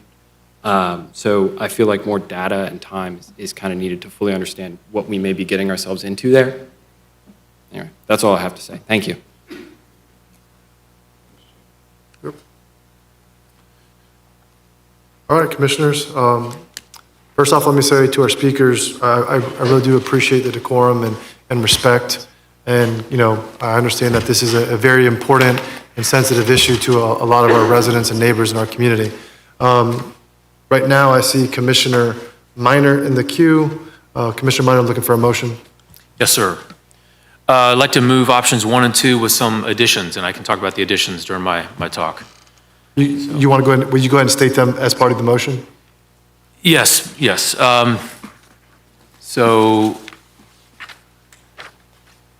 So I move for option 1 and 2 with the following additions. One would be, and I'll explain this after I make the motion. Addition number 1 would be to direct staff to include a policy item for consideration of adoption during the next comp plan amendment cycle. And this is something I've worked on with planning staff to draft this. It would be basically policy 1.8.2, proposed map amendments in unincorporated Leon County pertaining to 10 acres or more in the lake preservation, residential preservation, or rural land use categories, and proposed expansion to the urban services area shall be provided to the Board of County Commissioners as an agenda item or in a workshop format prior to the board considering the amendment in a transmittal or adoption hearing. Now, I'll explain that once I finish the motion.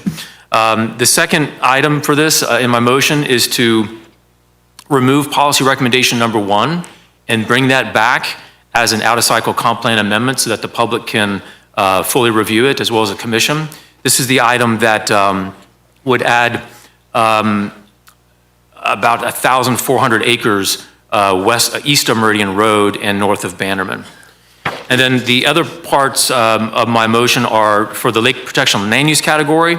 Under the conservation subdivision approach, where you have 60% conservation, 40% developable, that allowable housing density has been doubled from 2 units per acre to 4 units per acre.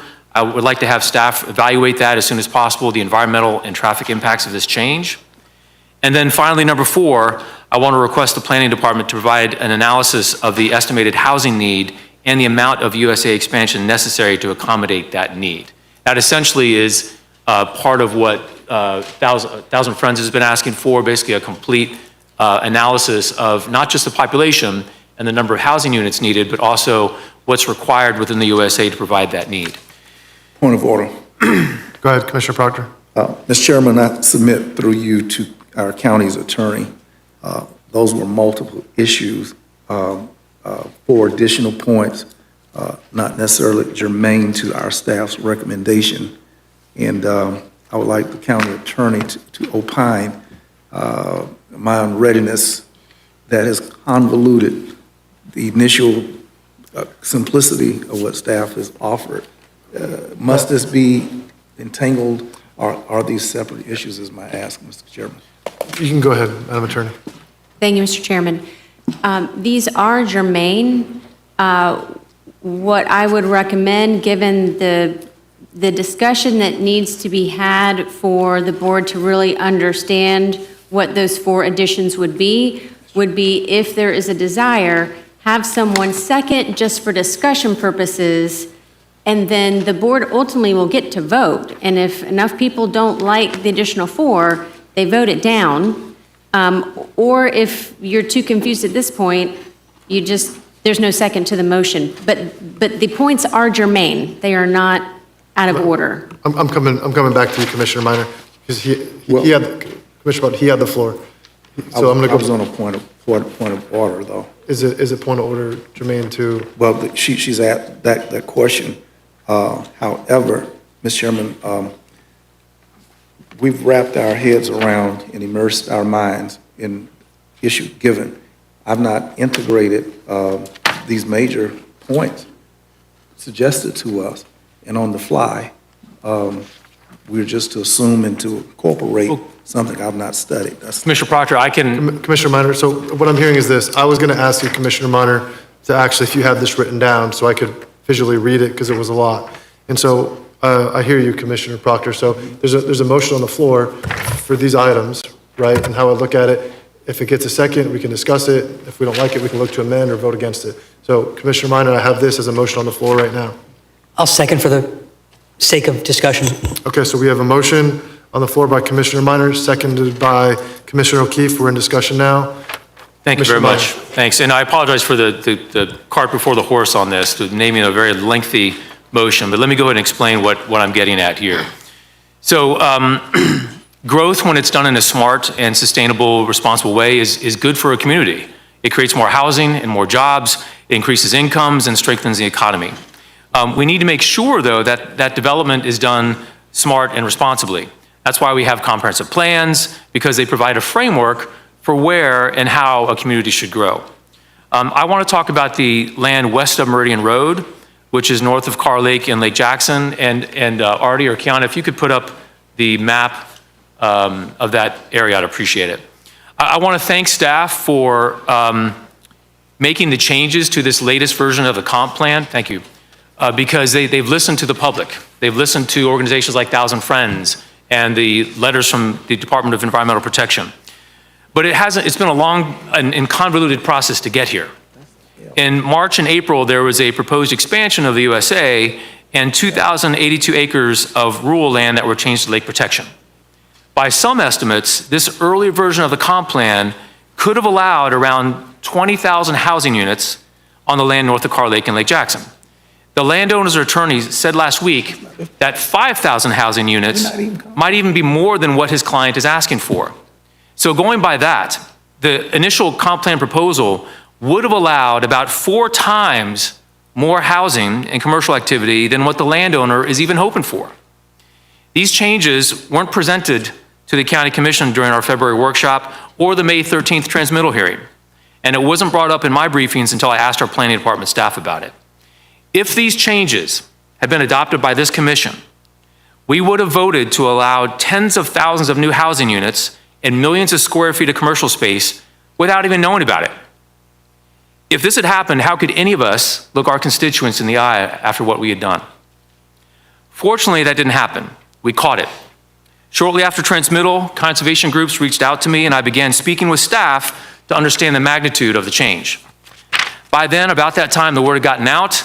Feedback from public engagement meetings was universally opposed to the change. Land conservation groups, Lake Jackson experts, and 2 letters from FDEP also expressed concern.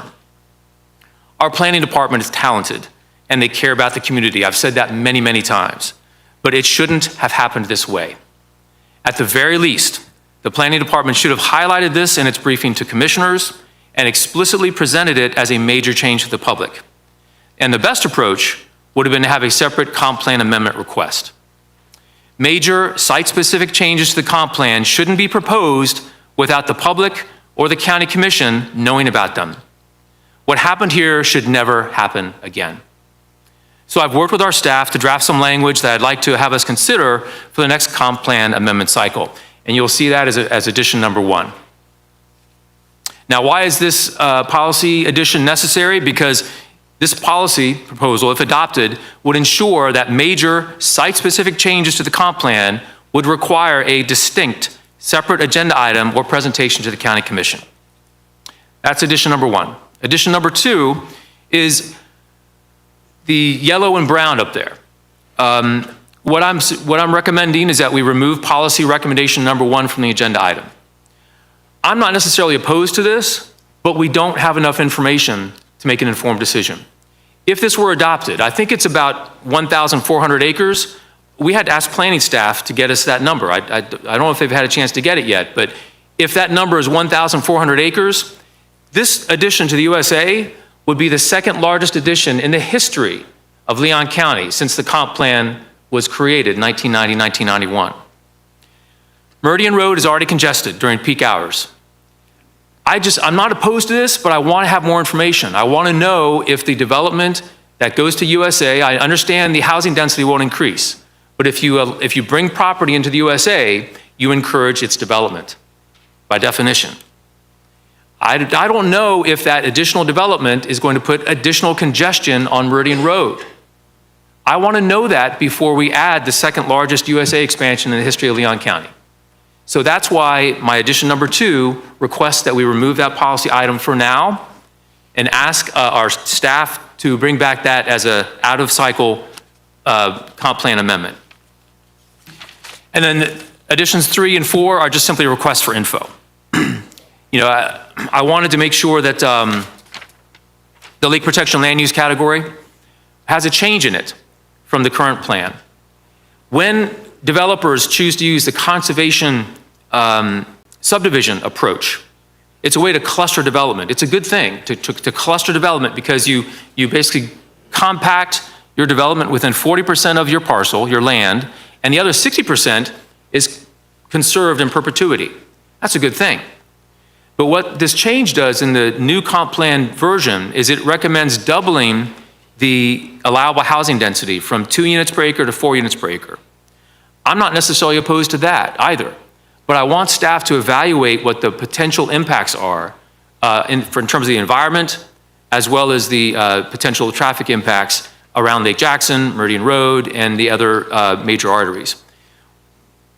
We don't know what this is going to do.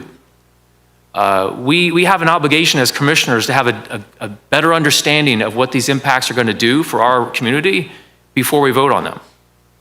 And then the last bit, the addition number 4, is following through on what Thousand Friends and Randy Denker and other people have been asked about for months.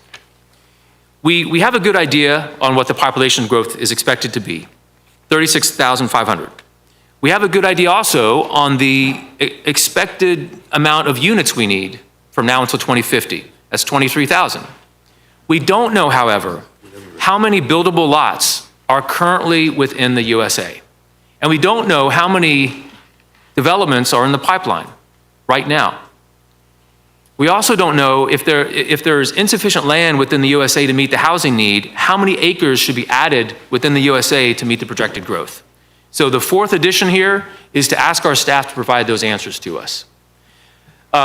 Commissioners, I know this is a large, long, convoluted motion. I've tried to make it as clear as I can in the handout.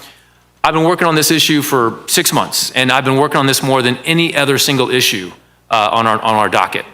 I've spent time talking with staff, with neighbors, with conservation groups, with experts about Lake Jackson, and I believe sincerely that this is the kind of thing that we need to know, and these are the changes we need to make in order to get to the next step. So with that, I'll entertain any other questions or comments. Thank you, Mr. Chair. Thank you. Next in the queue, I have Commissioner Maddox. Thank you. I'll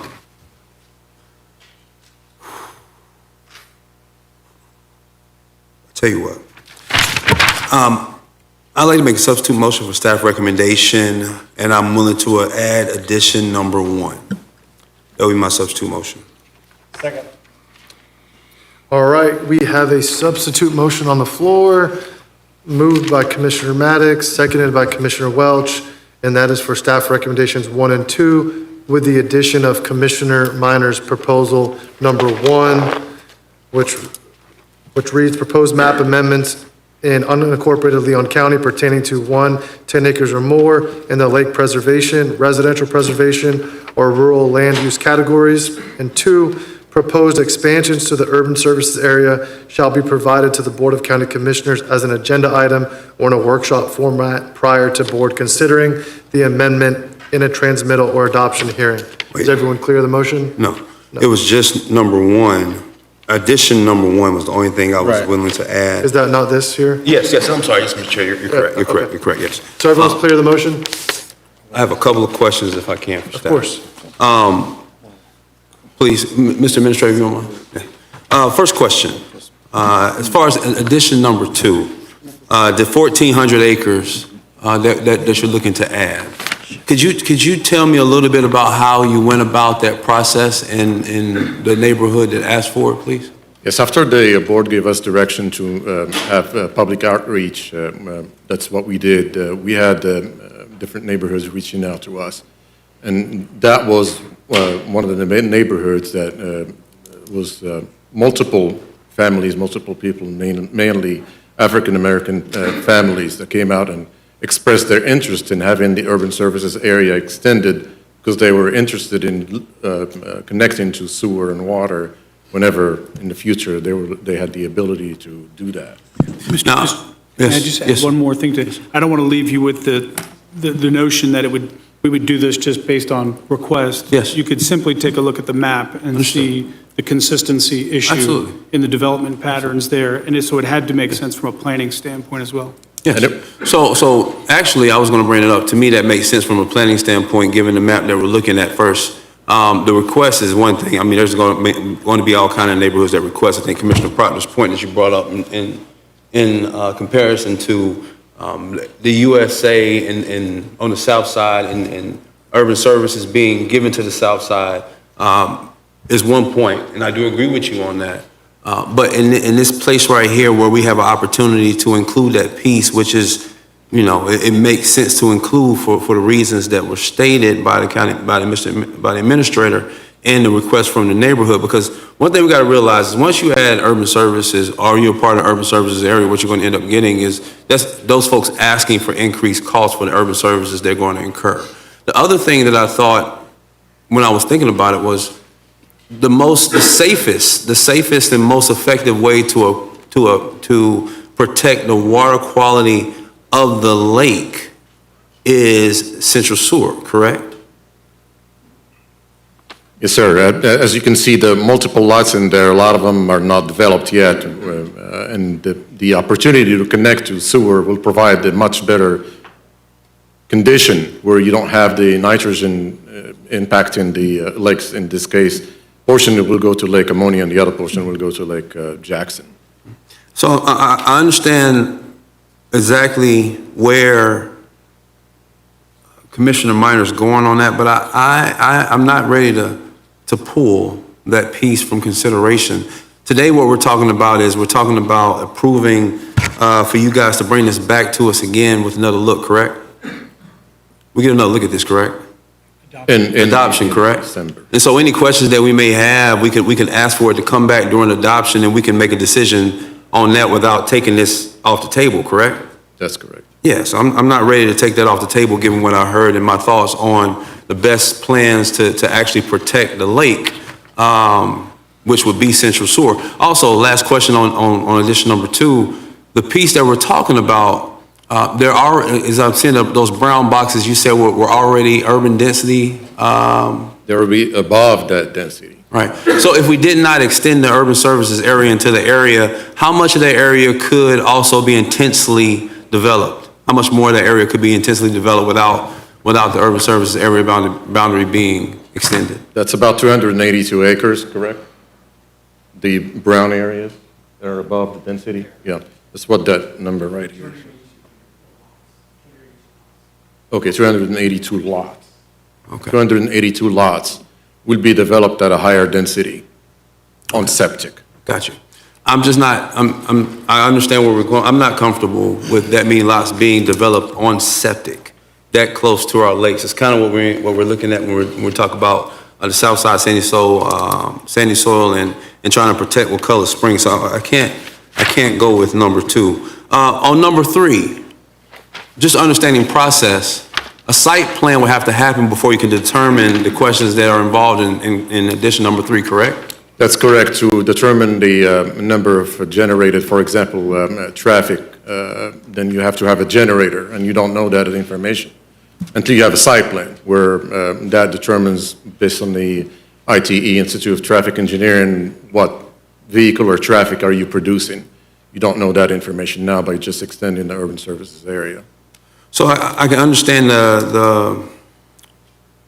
the need or the want to be very intentional about how we go about this, but if we got to have a site plan first, there's no site plan. How do you get to the site plan piece of it before you can actually answer the question?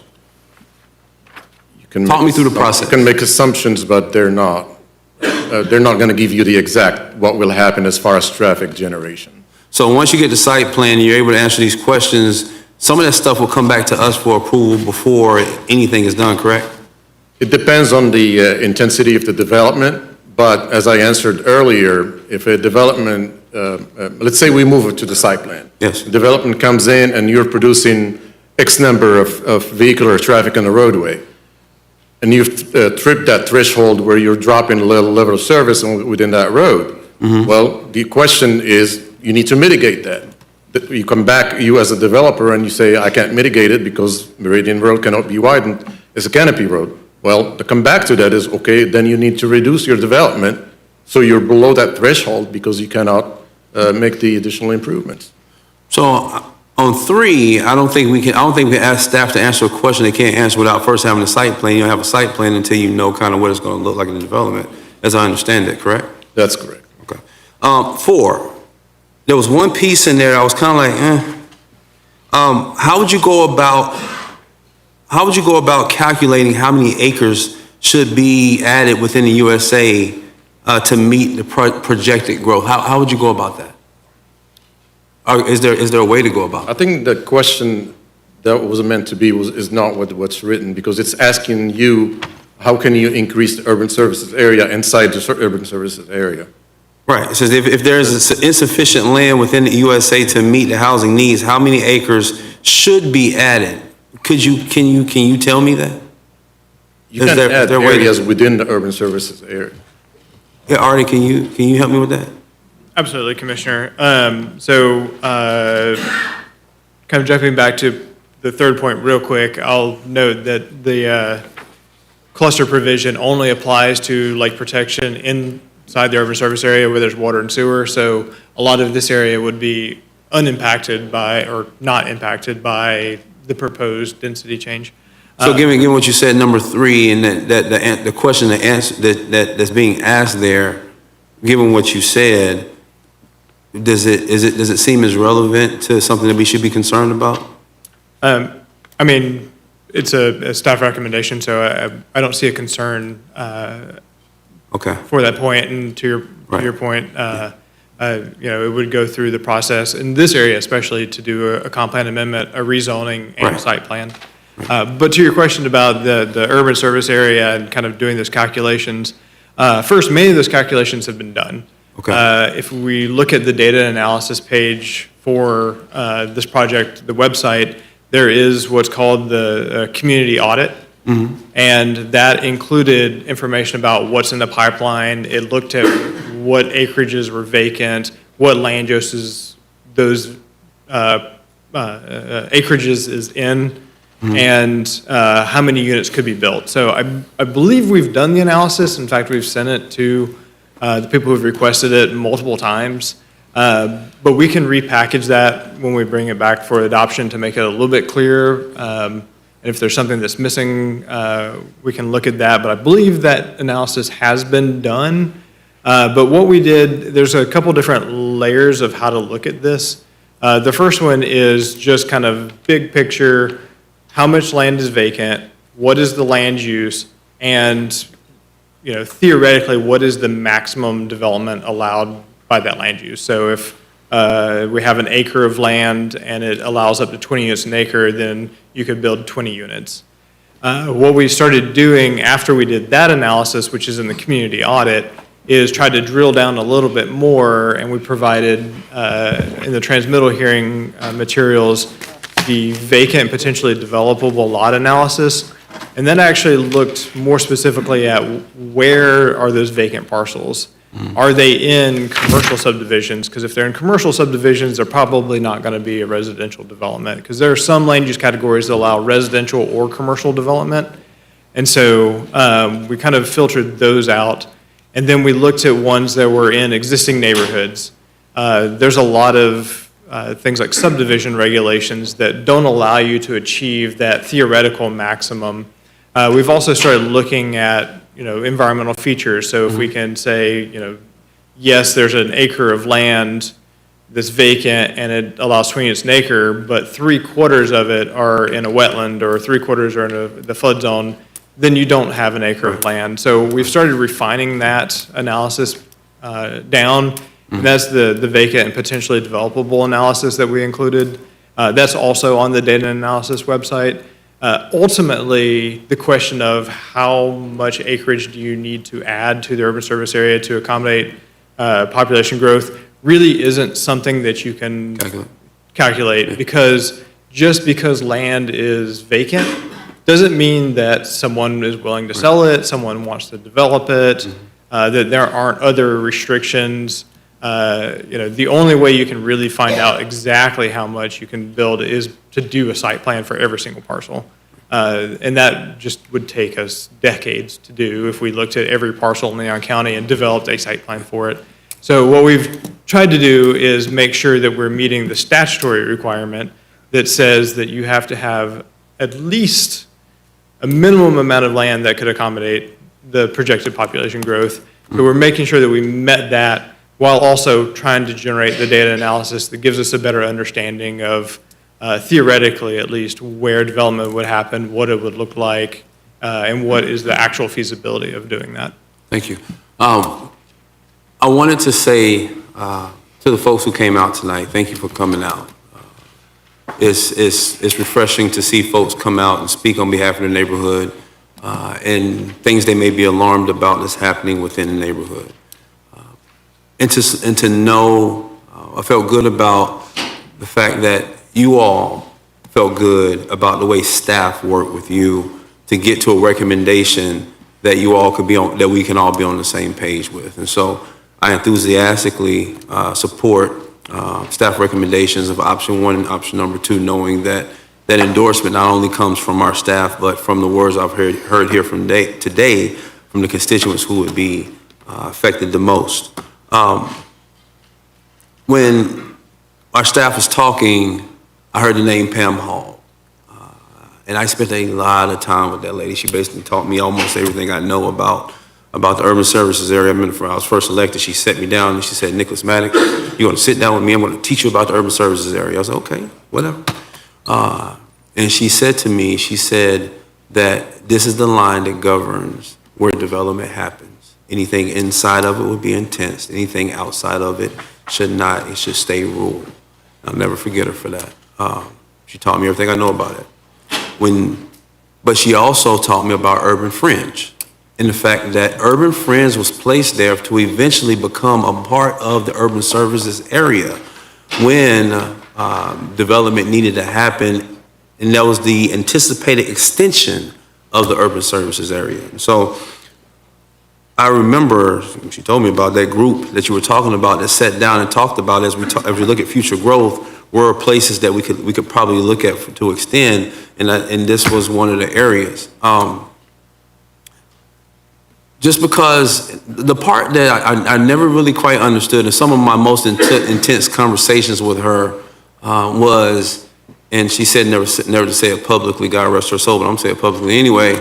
I used to ask the question, well, if it's the urban services area, why isn't the city limits mirroring the urban services area if urban development is going to happen within the area that's outlined? And she said, that's a good question. And it speaks a lot to what Commissioner Proctor said, talks about when you talk about those areas in the south side that may be within the urban services area, but have not received the urban services that they may need, especially given the fact that you have that sandy soil down there. We're trying to protect the aquifer. But a lot of times those are not our decisions. Those are city decisions to be made. And also, It's about the constituent and if they want to actually hook up to the sewer. A lot of times with some of those deals, correct me if I'm wrong, Mr. Administrator, it so goes that you can remain on septic as long as your system still works. But when your system fails, you will have to hook up to sewer. And they keep maintaining those systems and those systems work and they stay on septic and they never hook up to sewer. But the minute they fail, they will have to be hooked up to sewer.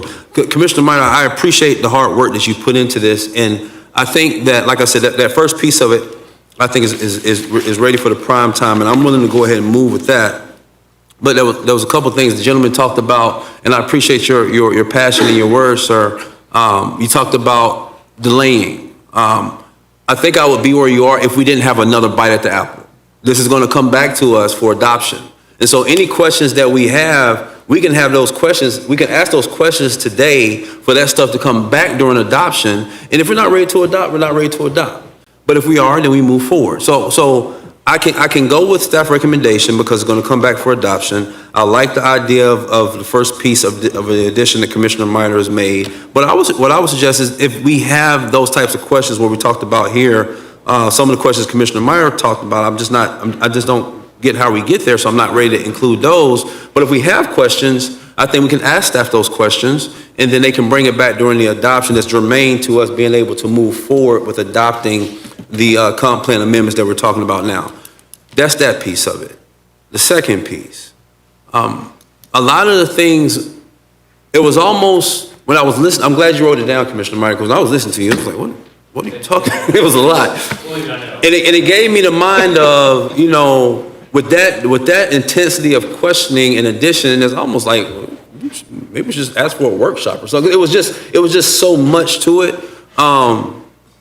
that it was information that could have been, I'm serious, it could have been placed in its own workshop. We could have had a whole hour and a half just talking about all this stuff and asking the questions of staff and trying to figure out how we move forward on it. And so I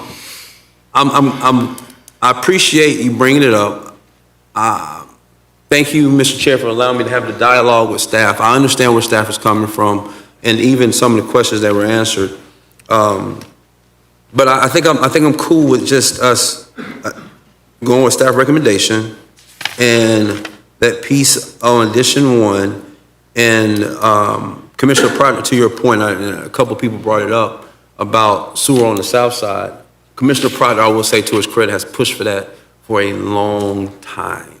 I've been up here with him, and ever since I've been here, and probably before I was here, he's talked about density and increasing density in certain areas on the south side that just made sense. One more conversation I had with Pam Hall was circling around the idea of we're one municipality in one county, right? But if you think about it, if you really think about it, we have towns, right? You have, and this is a conversation I had with Pam. I said, you have Fort Brayton that really is a self-contained town within Leon County. It's never going to be, I asked her a question, well, does any of them come close to being incorporated and becoming its own city? And she said no, because they couldn't handle the utility piece of it. So you got Fort Brayton. The closest she said it'll probably come to would probably be Bradfordville. You got Woodville. All these places, you got these are townships that have heavy density in Miccosukee, and that could have their own little central area to where, and then what I thought of, if I'm in Miccosukee, can we have a town center that similar to what you may see in Southwood, to where I didn't have to drive all the way into town to get groceries. It may not be a huge Publix, but something smaller, self-contained, that everybody in that neighborhood could do, almost like a village or a township. We haven't quite got there yet, but this idea of as we move forward, what Leon County looks like per the comp plan, there's so many different ideas there. I like the direction this is going in, and I like the fact that we get to have another conversation about it. It'd be my recommendation, as I suggested, that we move forward with the stuff with my motion, and that we ask staff to come back with the answered questions that we may have. Thank you, Mr. Chair. Thank you, Commissioner Maddox. So right now, There's a substitute motion on the floor. I see discussions continuing on the substitute motion. Commissioner O'Keefe, you are recognized. Thank you, Mr. Chair. First, I have a question on order. If I wanted to ask for an amendment, would that be an order on a substitute motion or just sort of? If Commissioner Maddox would accept it, correct. Accept it. Well, well then, I'll preview and say, you owe me for letting you sit next to the chair. So, remember that. And so, I will say, I appreciate staff, especially on the Lake Jackson, bringing it back from the west side of it. That was major. And it's nice. I always like it when I see our environmental groups and staff recommendation line up on something like this. So that part I really like. But I do have the same concerns from Commissioner Minor's initial motion. And I would have supported that, but knowing that's not what we're discussing now, that makes sense. So,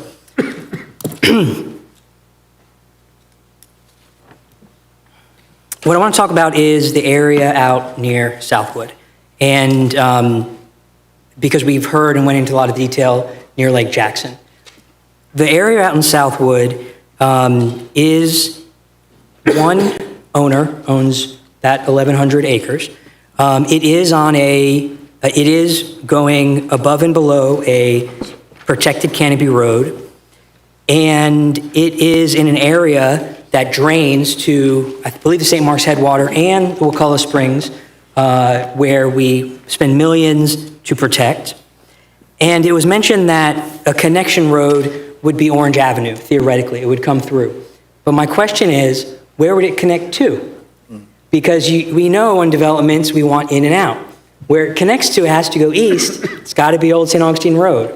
Or it's got to be, for example, I won't make them put the map back up, but I was sitting here looking at this map thinking, where could this connect? Where could this be going? Because I don't want to say there's nothing out there. There's beautiful area out there, but there's not infrastructure out there. That's why I'm questioning it, right? If you look at where Piney Z is and Conner Boulevard, I could imagine someone connecting that southward, arguing it needs to go down to Orange Avenue extension, going right through next to the cemetery and right across Old St. Augustine Road to connect to this new expansion area. And I say that because, I say that's not on the table right now, that's not in an application, but what we're voting on now is the rules for the next 25 years. And yes, there are processes for every amendment that comes through. But what I want to point out is that every change we make opens up a step to the next step where someone will apply for a change, then to the next step where they get to the next committee, then to the next step for if it's not a land use change, the next step is the zoning change. Then the next step is a special density request. And the next step is this. Every step further you get from this comprehensive plan, this body loses a little bit of our authority because of the nature of the rules. And that's why it's so important to get it right now. And I say all that to say, I'm thinking, where is this going to go? I'm not against density. For example, on Appalachia Parkway, there's increased density, there's large density. That is making more sense to me because it's on Appalachia Parkway.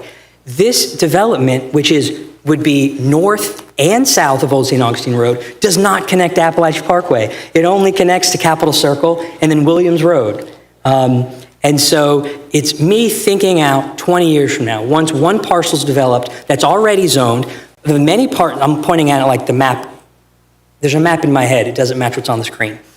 The already parcels out there that are in the urban services area that are zoned for development that can be developed, those make sense. But adding this to it doesn't. And the important thing to note is when you increase the density of one set of parcels, you then have a knock-on effect of the next parcel out becomes contiguous, and you can apply for increased land classification or zoning on that. Don't get up, staff. I know I'm using the wrong word, but the point is the idea is consistent. And so keep in mind, every puzzle piece you add has a knock-on effect to allow an increased density. And that direction doesn't make sense for that. If it did, it would. I'm sitting here scratching my head going, on the opposite side, we're pulling back near the Orchard Pond Trail and Meridian and Bannerman because there's nature out there and there's not, an arterial network out there. But even there, you're eventually going to have the Bannerman extension, right? And I'm thinking, what's the next blueprint project? What's Blueprint 2050 or 2040 going to be? Is it going to be out in Chairs to connect I-10 to Appalachian Parkway? Because I got to tell you, right now, the only way to get down to Old St. Augustine is Capitol Circle, right, and Appalachian Parkway. You can't drive through Tom Brown Park. You can't drive across Lake Lafayette. And so if you start extending out and you need to connect somewhere, you're going all the way out to Chairs. You're going out to the edge of the county. And 20 years from now, are we going to be having major roadways trying to put through there as we start puzzle piecing out a direction that doesn't make sense? And I will say this, and I want all my Buck Lake constituents to close your ears. There are other areas even in my district that make sense for expanding the urban service areas. There's areas that connect to Mahan and Buck Lake and near I-10 that are not on protected canopy roads. And so my question is, why are we putting this for one landowner in what's going to be a planned development to get in as part of our overall process instead of going through the appropriate large amendment process where we get to see what matters to exactly that development? And so I say all that to say, I'd ask for a friendly amendment to not expand the USA area south of Appalachian Parkway, west of Williams Road, and allow any of those owners to pursue the appropriate amendment process if they want. Could you repeat the amendment, please? Sure. It is not expand the urban services area south of Appalachian Parkway, west of Williams Road, and let the owners go through the normal large amendment process if they would like to. And I can put the map back up if that'd be helpful to picture. Could you do something? Yeah. Can you put the map back up? That was Yeah, that's okay. You can put the map up.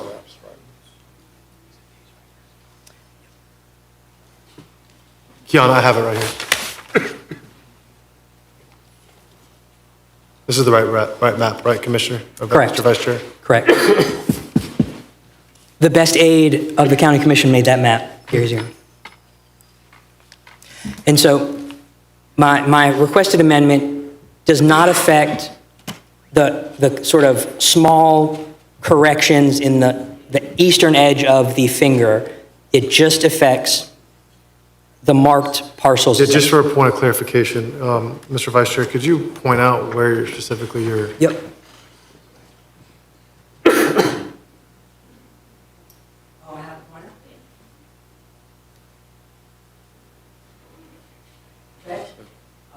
For reference, this is Appalachian Parkway.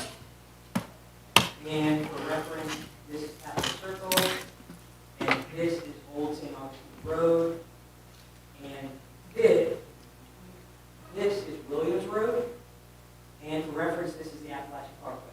So the area I'm asking to not expand any of the urban service areas extension that occurs within west of Williams Road, south of Appalachian Parkway.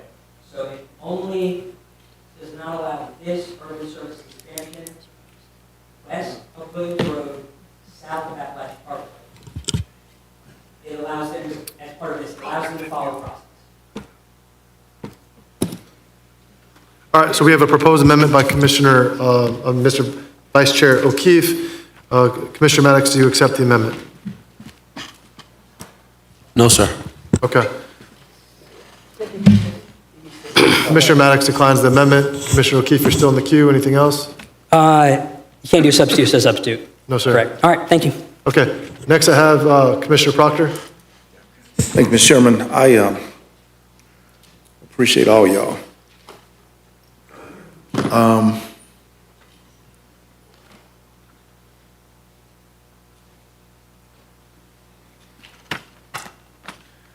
It's not that I'm against the USA expansion. It's just that promises made to specific people have not been kept. And being a member of this commission that received 27 lawsuits against the city's growth along Thomasville Road, the corridor of the Bannerman, that the county was sued 27 times to stop our march to expand and to adopt annexation of areas up all the way up to Childs High School. At the same time, nobody was pushing, and the city was not, and the county has not, to abide with services that are equal. But what we have now is separate and unequal actualization of services delivered within the USA. That's what frustrates me. I have no doubt that the proposed USA line, everything will go just like Dr. Hall promised you, Commissioner Maddox. It always does. It happens that across the street from District 1, Southwood comes online, I believe led by, County Administrator Helton. Was that not a PUD that guided Southwood? A DRI, okay. And we saw that those golden asters and some kind of turtle and all this things had to be enumerated for them to proceed. But the sidewalks, the underground utilities, wires, no wires, the lights are there, they function. We just got lights on Crawfordville Road, a few just 3 months ago. Okay. Bannerman Square, all of that. We sustained 27 lawsuits that people, one of the lawyers was here and spoke, Mrs. Dinker, tonight if she's not still here. File a hell of a lot of suits. They wanted to retain what they call the rural character.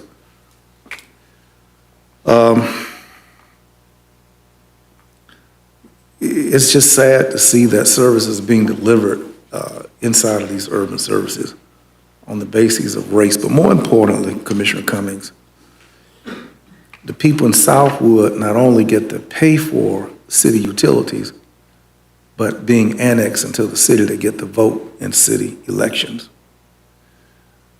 The distinction of these mostly black areas denied sewer, though in the urban services area, is that the city refuses to annex them.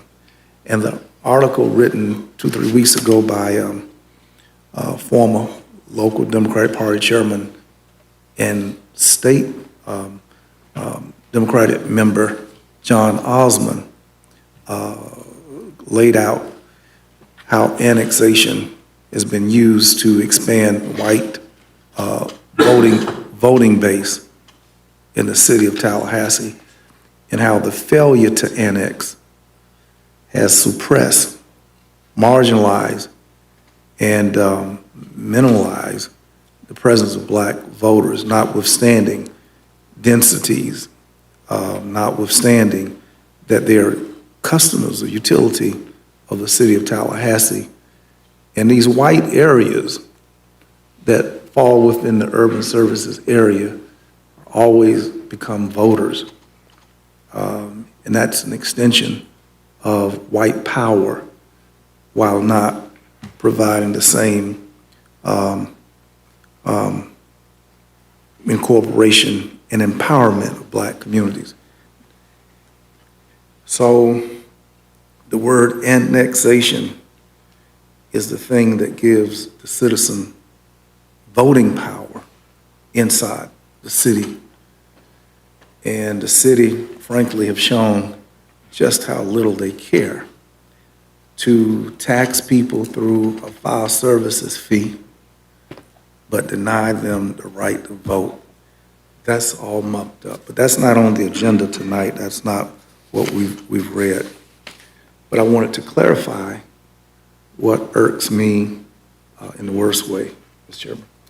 And I think that if we're serious about our community not being separate and unequal, then there is so much room for this body to insist to file a lawsuit or to deny the annexation petitions that the city so favorably desires and pursues from all areas. Now, Mr. Burlow, there's one thing that the city's annexation is never fair, it's never balanced, because it's always self-serving. City supports annexation and growth because the city is always looking. And I think Mr. Minor talked about the west side of Meridian. The city is not going to deny themselves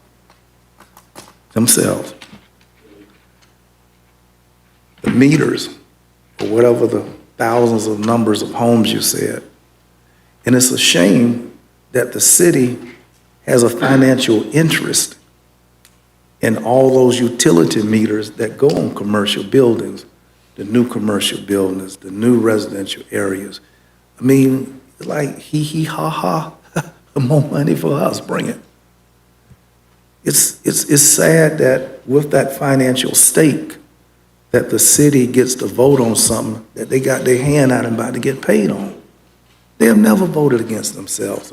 They never voted on these meters enriching their coffers. They can't afford the fire department, no matter how vast their empire expands.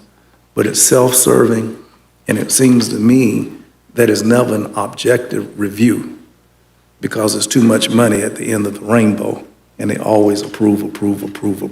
It's not an objective review when you stand to make money off the outcome. That's what I see. So we always go along, we never really object, and we allow the city to, in its tentacles, to stretch into all these areas where there's a stronghold, where one person owns 1,100 acres, where one person owns 800 or 900 acres. That right there is Kashim, Kashim, Kashim. That's what I've observed my time watching, being an observer here on this dais. That's what I see. But in terms of denying the right to vote by failing to annex south inside of those, inside that urban service area, that's called racism. That's what that is. And I've sat here long enough and watched different sides of town receive the right to vote because they were annexed, not just because they were in the USA, but they got that other piece, annexation. You just don't see to the south side. And I am saying what it is. It's just racism.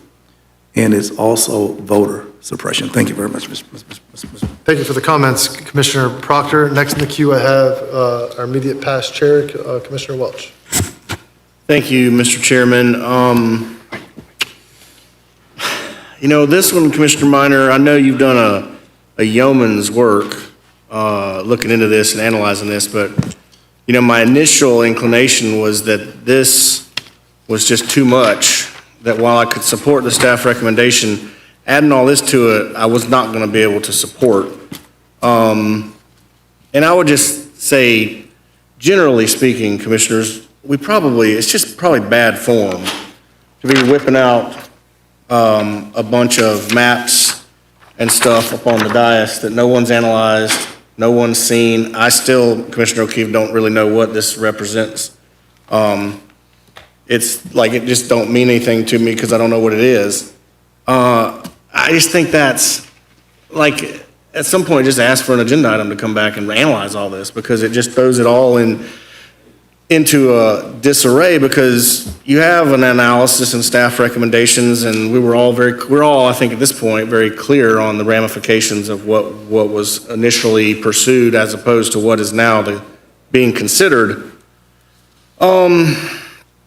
So all that aside, I'm willing to sort of make a compromise and go along with Commissioner Maddox's substitute amendment, which is why I seconded it. I mean, I really don't even like the number one part because I just don't know enough about the implications of that, because I think it's very important. I think we have to be very careful about how there's a fine line between reasonable concerns about growth and then just being nitpicky and being averse to even common sense, reasonable requests. Specifically, the 1,400 acre thing that we've looked at, I mean, my understanding, correct me if I'm wrong, I mean, it doesn't change any density. These properties could be developed tomorrow. So to say that it's going to create traffic problems on Meridian Road, well, I mean, no more than it already can. Well, I mean, they can't change the densities, right? I mean, these are properties that are already platted, they're already owned, the densities can't change. That's my understanding. Is that incorrect, Commissioner Minor? Are you asking a question to Commissioner Minor? I'm asking Commissioner Minor, yeah. Commissioner Minor, you may respond. I guess I could ask staff. I guess that would be better to ask staff. Commissioner Minor is recognized. Thank you, Mr. Chairman. I appreciate it. You're correct, and staff told me that from the get-go. The change, Eastern Meridian, does not change the allowable housing density whatsoever. All it stays urban fringe. And I said before, I don't oppose necessarily the change of the USA. Connecting it to sewer is a good thing. However, when you move property into the USA, you do encourage more development. Sure. Because the infrastructure is provided, right? Right. And I don't even necessarily object to that. My only concern, though, is what the traffic impact would be on Meridian Road. Because I don't feel we've done enough of an analysis yet with that amount of parcels to know what the impact's going to be. You heard people already here say, on property Western Meridian, of their concerns about the traffic there. This is basically adding 1,400 acres Eastern Meridian along Meridian. I'm not opposed to it yet. I want to know more information, but I think we need to look at that more carefully before we bring the USA additions of that number. And with SB 180, once you provide development entitlements, you can't walk that back. So once we take this step, we can't work backward if we realize after the fact that too much development up in that area will damage Meridian Road. Okay. That's my point. I'm going to go back. I was just want to let you respond to your recommendation. All right, so again, I say, it doesn't change the densities. So the traffic impacts on Meridian Road are moot, because encouraging that development versus not encouraging that development doesn't change those impacts. It just changes your stance on that development in terms of getting it sewer, which gives better protection to the lake. We all want these properties to be on sewer.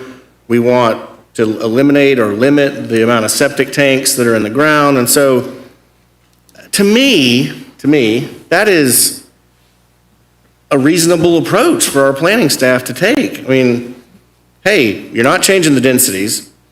Those properties could be developed tomorrow if they wanted to. Those cars could be on the road tomorrow if they wanted to. You're not changing that. So encouraging it or not encouraging it, the question becomes which one outweighs the other? Would you rather protect the groundwater and Lake Jackson, or add some cars to Meridian Road that could already be added to Meridian Road? That's the question. And to me, that's not a bad idea. And an analysis of that would, Commissioner, may I continue? Well, I mean, I don't need an analysis to make that decision. That's my point. I mean, those cars can already be on Meridian Road. Those properties can already be developed, and those cars could be on Meridian Road. This is just saying, hey, should you develop the property, we're going to allow you to connect to a utility system. And that's what I mean. We're getting kind of namby-pamby here about any growth at all. And that's my concern, because we become, I think everybody agrees that the west side of Meridian Road stuff definitely needs a comp plan amendment approach and master planning and all those steps. But, and so that's why I was not really on board with the substitute amendment, because I don't think it's necessarily reasonable to walk back staff's effort in that regard. I think that's a sensible approach. It's effectively benign, in my opinion.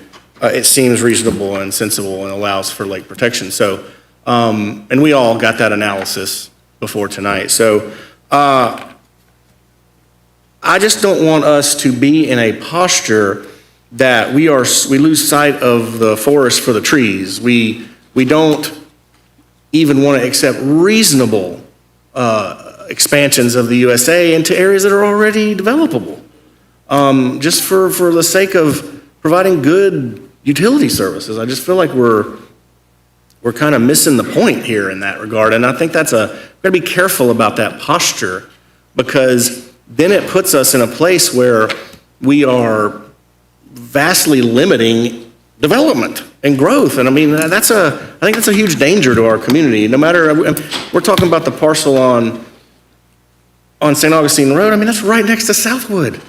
That's a huge development that's already there. Again, it's like, that's a reasonable approach to me, that's going to happen. Like, at what point do we go, hey, let's just get our heads out of the sand and go, these are going to happen. These are right next to already developed properties. I get the sort of caution and concern, but I just think we are untethered from the sort of realities of the situation when it comes to the future of our community. We have to accept that the community is going to grow. We have to accept that houses are going to be built. We can't reflexively oppose these types of efforts by educated, capable planning staff who know these issues far better than we do, but give us really good analysis. I feel like we are just handicapping ourselves from embracing that future that we are worried about. We can't be so worried about the future that we don't allow it to occur. And that is my concern with that. All the other stuff, I think, Commissioner Minor, your advocacy on that is great. I think you're spot on and sort of raising red flags about that stuff. Obviously, we can't expand Meridian Road, and, we don't want to create traffic nightmares north of Orchard Pond, but I mean, these are already developable properties. So that's my thought on it. I'll support the first policy suggestion, Commissioner Minor, addition 1. When you say policy 1.8.2, that's a created policy, that's not currently in place? Mr. Chairman, thank you very much. That was the policy number that was provided to me by our planning department when they were providing some suggestions to me for this language. So that what you see there is not exactly what planning staff gave me. I added some edits, but that's how you got the planning number. See, that's the problem, man. I would like to see exactly what they offered you, but it's okay. I'll support it because I feel like I trust that that's reasonable, and I assume they've looked at that. Okay. Again, I just really wish that we would have an affirmation from our staff, our professional staff, that they'd seen some of this stuff before we get it flown across the dais. So, yeah, I mean, that seems reasonable to me. The rest of the stuff, again, I'm kind of with Commissioner Minor on that, Commissioner Maddox on that, and even Commissioner Proctor's some hesitancy at the first suggestion of all that stuff. So that's where I'm at. I'll support the substitute motion that I seconded, and I think that's it, Mr. Chairman. Thank you, Mr. Immediate Past Chair. I am going to go next to Commissioner Cummings, got in the queue late, so I would love to hear your thoughts on this. Oh, thank you, Mr. Chair, and I won't be very long. We have a substitute motion that adopts the recommendation, the status report from staff, plus adopts addition 1 from Commissioner Minor. Yes, ma'am. And it has been seconded. Yes, ma'am. Is that correct? Okay, I just want to make sure we're all on the same page. I appreciate the discussion from my fellow commissioners. Certainly appreciate the discussions that we have had with property owners, various organizations that have met with us here, and we've met by Zoom, on the phone, and I think citizen involvement is very, very important. I appreciate Mr. County Administrator, the staff, holding all of the public meetings and listening to the citizens, especially those that live in the various areas where we are talking about extending the urban services area. And they not only had the meetings and listened, but they have altered the recommendation, in my opinion, drastically from the initial comp plan that we had. And I think, number one, just indicating that perhaps all of the various studies hadn't been done to include expanding the urban services area west of Meridian Road is just very significant. And I think it shows the level of professionalism of our staff, the planning staff, and it shows their sensitivity to the needs of the community, especially around the Lake Jackson area, and in some other areas that they've looked at as well. But I think I think we all recognize the seriousness of our discussion, the seriousness of adopting a comp plan because of all the years involved that this comp plan will cover. And having said that, I believe that property owners, individual people that own individual parcels, all have just have equal rights, so to speak, as far as access to their property, as far as developing their property. But I believe we are here to try to make sure any development does not adversely impact or affect specific neighbors, the neighborhood, the community, the city as a whole. Now, I believe the analysis that has been done, perhaps, in that area, I commend those analyses. I'm concerned, however, that perhaps we need to look at other analysis as far as impact on the environment, impact on transportation, impact on water quality, all of those goals and those protective measures to make sure any development or any building in those areas does not have a devastating impact on the environment and on the community. Now, I accept staff's recommendation as far as east of Meridian Road. We looked at the extension of the urban services area east of Meridian Road, and I believe, for me, what's significant is that that's the rural area, but in extending the urban services area, we are talking about water and sewer, and hopefully reducing the impact of the septic systems that are in place. And I think water and sewer would clearly protect the environment more so than the septic systems that are in those areas. I think that they, in the long run, would have a devastating impact on the environment.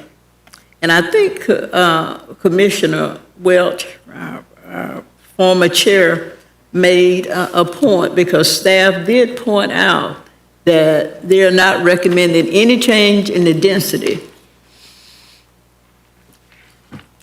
east of Meridian Road with the expansion of the urban services area. So I think he made a good point when he said the density remains the same. So what's there right now will be there next year and in the following year. And as far as expansion or a building, they could do it. Property owners could do that right now, whether we adopt this comp plan or not. And I think that's a significant point to make. And of course, that is sort of a determining factor of Commissioner Welch. When I'm sitting here pondering what's best for the community in the long run, because we're talking about years and years that this would be in effect. So I want to thank staff for their thorough analysis, and I will be supporting the substitute motion that's on the floor. Thank Commissioner Minor. He's been intricately involved, and I don't want to lessen the impact of his work with the community. He's done a great job. I appreciate the items that he has set forth for us, but I think we have done a good job in looking at those, analyzing those, looking at what we believe is most appropriate to adopt at this particular setting. And finally, I just, Mr. Chair, just appreciate you giving us the opportunity. I know we go on and we talk, but I think something as important as this, I think it requires each of us to listen to each other and the community as well, so that we can arrive at a decision that's best, best for the community and best for those communities that feel that they will be adversely impacted. So thank you, Mr. Chair. That's all I have. Yes, ma'am. Thank you, Commissioner Cummings. Very, very delicately said. Listen, Commissioners, everyone's had an opportunity to speak.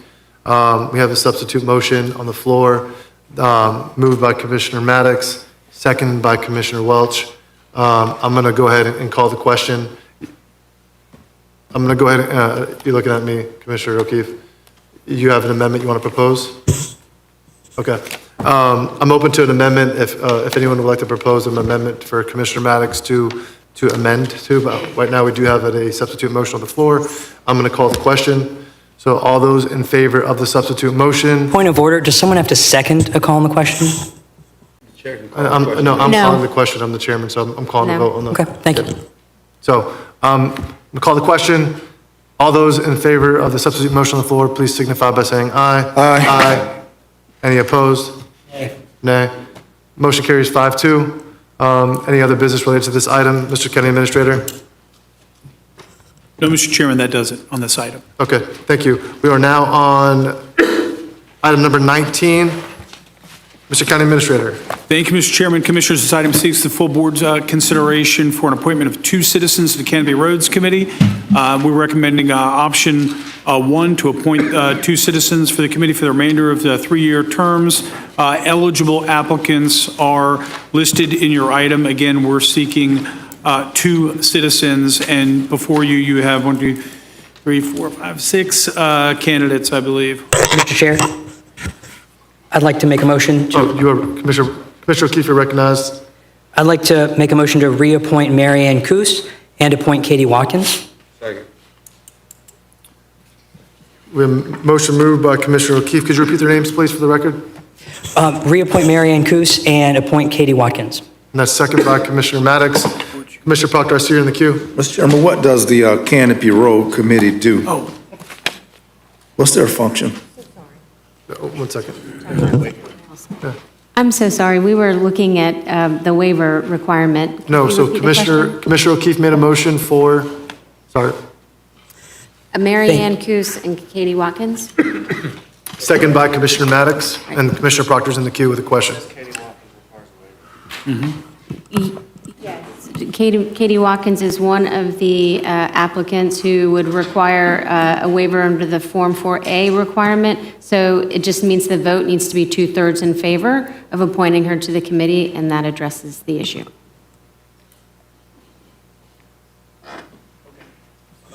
Commissioner Proctor, you have a question, you said? Yes, sir. I wanted to know, what does the Canopy Road functionally, what do they do?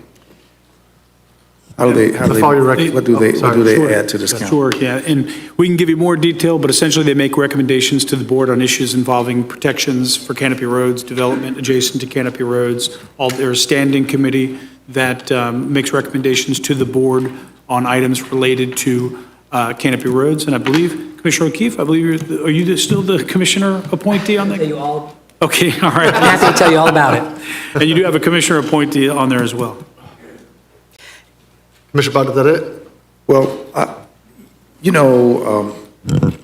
harking back to something that Commissioner Welch, former chairman, immediate past chairman, just spoke to the commonsensical, organic nature of growth. And I appreciate his words. And I think that when you think about the Canopy Road Committee, Old Bainbridge Road, Meridian Road, Centerville Road, or Miccosukee Road. Yeah, Miccosukee Road. And the Canopy Road people, is they the guard dogs against the reasonable expression of growth? Are they the guard dogs against the health, safety, welfare of commonsensical needs to, expand the road by 6 inches to the right, 8 inches maybe? Could we get just a little more concrete?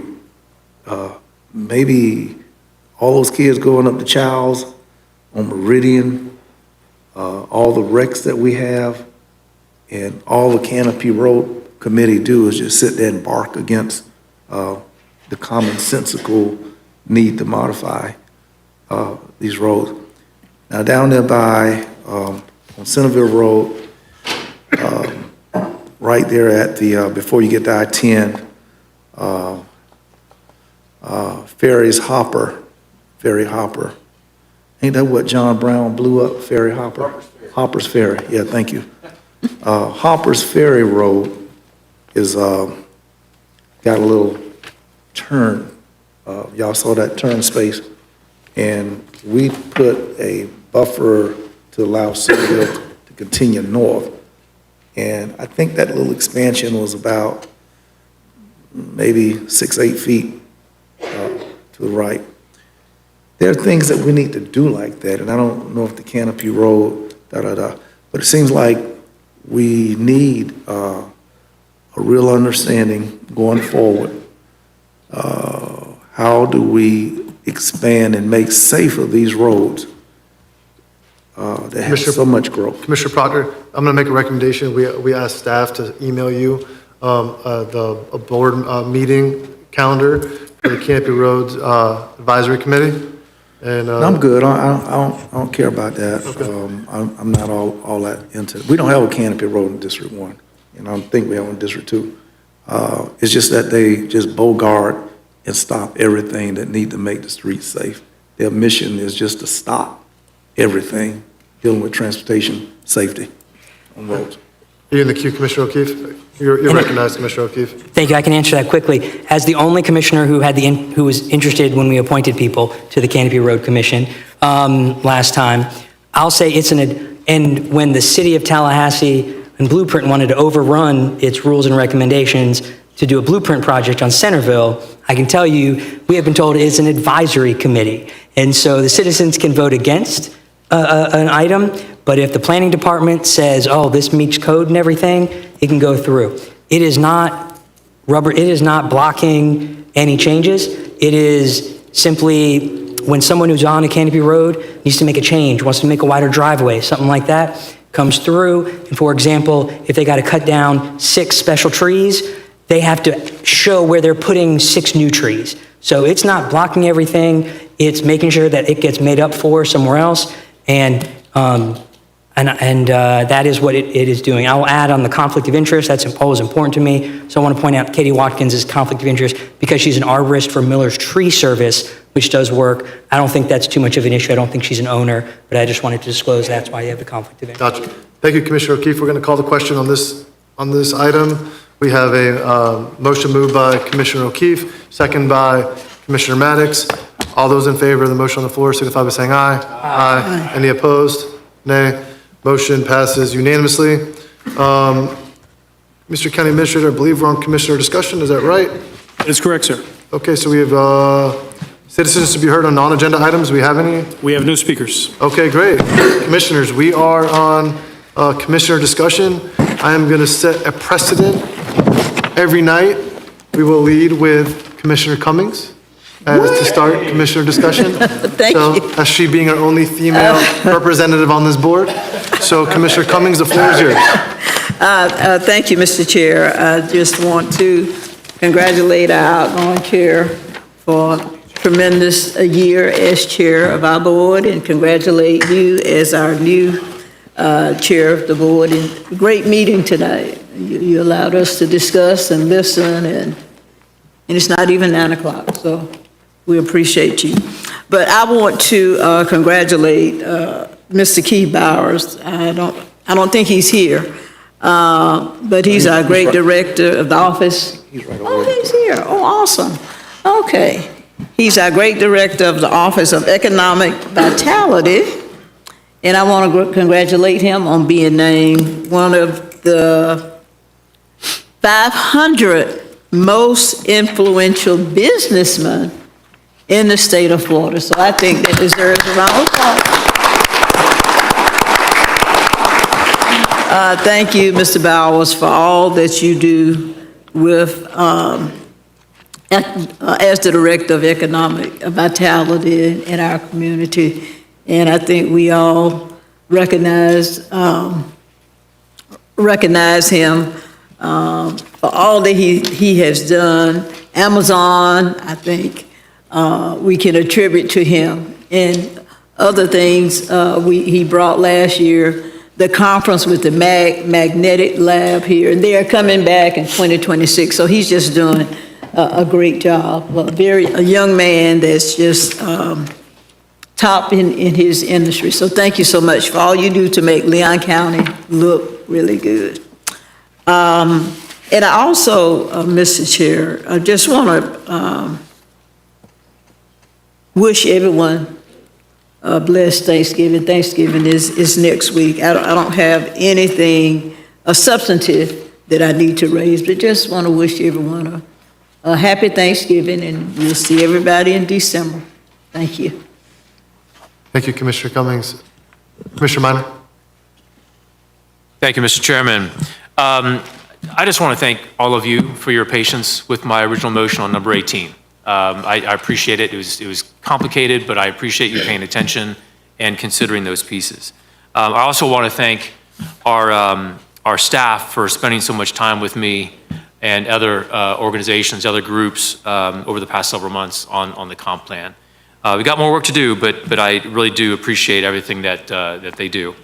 And let's say we adopt the comp plan on December 9th, should the Lake Jackson landowner at some point decide to file the comp plan amendment request, I think we'll all have an open mind, go through that process and basically evaluate it based on the data we have. We got to protect Lake Jackson, the aquatic preserve, and the Canopy Road, but you know, I've told the landowner that we'll have an open mind about that. I want to wish everybody a happy Thanksgiving. It's been a long meeting, but Mr. Chairman, congratulations on your inaugural meeting as chairman, and looking forward to the holiday, and we'll see you next time. Thank you. Thank you, Commissioner Minor. Commissioner O'Keefe, Mr. Vice Chair O'Keefe. Thank you, It'll take me Mr. at least a Chair. meeting or two to get used to the Mr. Vice Chair, Mr. Vice Chair. Only get used to it for 1 year. Congratulations, Mr. Chair, on a good meeting. I want to thank Commissioner Minor for his motion and being so thorough on it. We went around once in discussion and called the question, and as I'm sure there were other people in the queue, we had thoughts on things that had been brought up, and that's part of debate. It takes a while, but part of making all our comments and then hearing the comments of the other commissioners and then coming around again allows us to respond to a new idea that was been presented, and it allows us to change the mind of another commissioner. I have seen where I have changed Commissioner Maddox's mind on something. I've seen it in his eyes, and Commissioner Maddox should know that he has changed my mind on something as we've gone around and responded to it. And so, in the interest of continuing to work in good faith, I hope that we will not get in the habit of limiting discussion to just one round, because I fear what happens is, if that's what I'm coming into, I'm gonna make sure I go through a whole list of every possible conceivable issue in my first round because I don't know that I'll get to hear what other people say. And so that's my point about being in thinking about that as we look to do things efficiently and expeditiously. The other thing is, in good faith, I'd like us to continue in that tradition in how we debate each other. And what I mean by that is, I believe everyone on this dais is acting in good faith. So I agree, you have a good reason for your position. I may think you're wrong, but I don't think it's not genuine, right? I think you have a reason for it and you firmly believe that. But it bothers me when I question an item that may be environmentally sensitive that I believe is reasonable and get characterized as namby-pamby, reflexive, throwing maps across the dais. That's just not good faith, and I'd like to ask us to keep that in mind, that I have valid reasons to, that I'm arguing for something, just as someone on the opposite side of the position has valid reasons, and I respect that. We just voted on something that is very big. We're going to come back and see it in December, and part of the reason we have things popped up on the dais at the last minute is because we didn't get a comprehensive online map of all the changes before we saw it, like we did when it started. And so people couldn't dig in and see what the issues are. And so my point here is, I like the efficiency, I like our collegiality, but there's a reason we allow time for debate, and it's because I've actually seen us change each other's minds on this dais, and I do not want to continue to have what can be seen as the environmental perspective be mischaracterized as unreasonable or unthoughtful. That's it. Thank you. Is that all you have for commissioner discussion? Okay. Thank you, Mr. Vice Chair. Mr. Immediate Past Chair? Yeah, you ready? Yep. Thank you, Mr. Chairman. First, I would like to ask for a proclamation for the Charles High School volleyball team winning their second consecutive state championship. And we have movement, we have motion and second? Motion and second? All right. Yep. All those in favor signify by saying aye. Aye. All right, thank you. Commissioner O'Keefe, points well taken. I apologize. I was not trying to be, dismissive or derogatory to you or Commissioner Minor. Just trying to, and those points were generally directed at the general atmospheric namby-pambiness, the sort of reflect, and I've used this terminology before, and just our meaning this community's general approach to any growth issue, no matter, how reasonable it is, or no matter how long it's been planned, that tends to be the reaction. And I will stand behind the idea that I don't think it's good form to be passing things across the dais that I can't read and no one's ever seen before. I would be cool if y'all sent that stuff out a week early, so that I could ask staff to give me some insight on it, because I don't frankly know anything about it. And so I just wanted to make that point, because I feel like sometimes you can talk yourself out of support by providing too much information. And so that was my only point in that, but I do want to apologize. Obviously, I do not want to offend anybody on the dais. I mean, we've had a love fest tonight, and I want to continue that. I really appreciate all of you, and I don't want you to feel disrespected or anything like that. And I agree, we can, I do respect the chairman's notion. Obviously, I'm a fan of efficiency, but I also feel like sometimes we can just vote no, if we don't like it, or we can just vote yes. We don't have to talk it in a million circles. It's okay to be on one side of it or the other. But I won't belabor that. Congratulations to our new chair. I'm looking forward to a wonderful year, a dynamic year. The chairman strikes me as a dynamic guy, so I'm looking forward to, really moving the needle.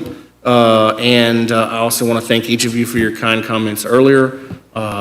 It means the world to me. It does not ring hollow at all. I appreciate it more than you know. I'll be reflecting on your kind words for days. It'll keep me elevated for a while. And also, congratulations to you, Commissioner O'Keefe, on being vice chair. looking forward, which will be, my penultimate year of my second term will be with you as chair, so that'll be great. Thank you all again, and happy Thanksgiving next week. I'm looking forward to it. I got a week off from teaching at Childs High School, which I'm really in need of at this point because I'm burning it at both ends. Thank you very much. Thank you, Mr. Immediate Past Chair. Commissioner Maddox. Thank you. Commissioner Welch, you continue to impress me, man. Everybody's feelings are valid. And the way you just handled Commissioner O'Keefe's comments were... Mr. Vice Chair. Mr. Vice Chair. I'm sorry. Respect, Mr. Vice Chair. Mr. Vice Chair, Commissioner O'Keefe's comments was very collegial. Very collegial. I will say that, over the years, man, we've heard some things on this dais, Commissioner Proctor, and most of the times it came from you. That's a lot of years. Yeah, man. But I appreciate the way we have the ability to debate an issue, even if it's heated, and come away with respect for one another. And that, what you just did, is indicative of who this board is. And so I appreciate y'all. I will say, though, Commissioner O'Keefe, the hardest job I've ever had is chairman, because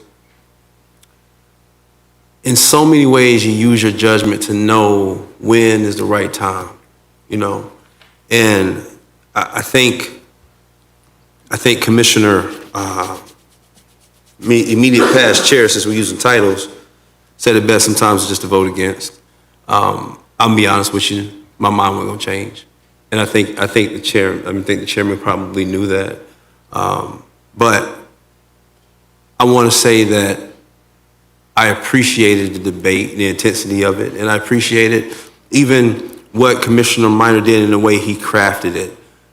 The point of, a lot of times it gets real confusing because there's a lot of information to digest. And as the immediate past said, when I got all the information, Commissioner Minor, I was sitting here trying to digest it, and it was just on the fly. You had all that time with staff, but I didn't, and I had so many questions, and I just didn't have enough time to take it all in. So, tonight was a good meeting. Congratulations to our chair and our vice chair. Heck of a year, immediate past. You weren't quite good as Commissioner Cummings, but you were good, though. Understandable. Yeah.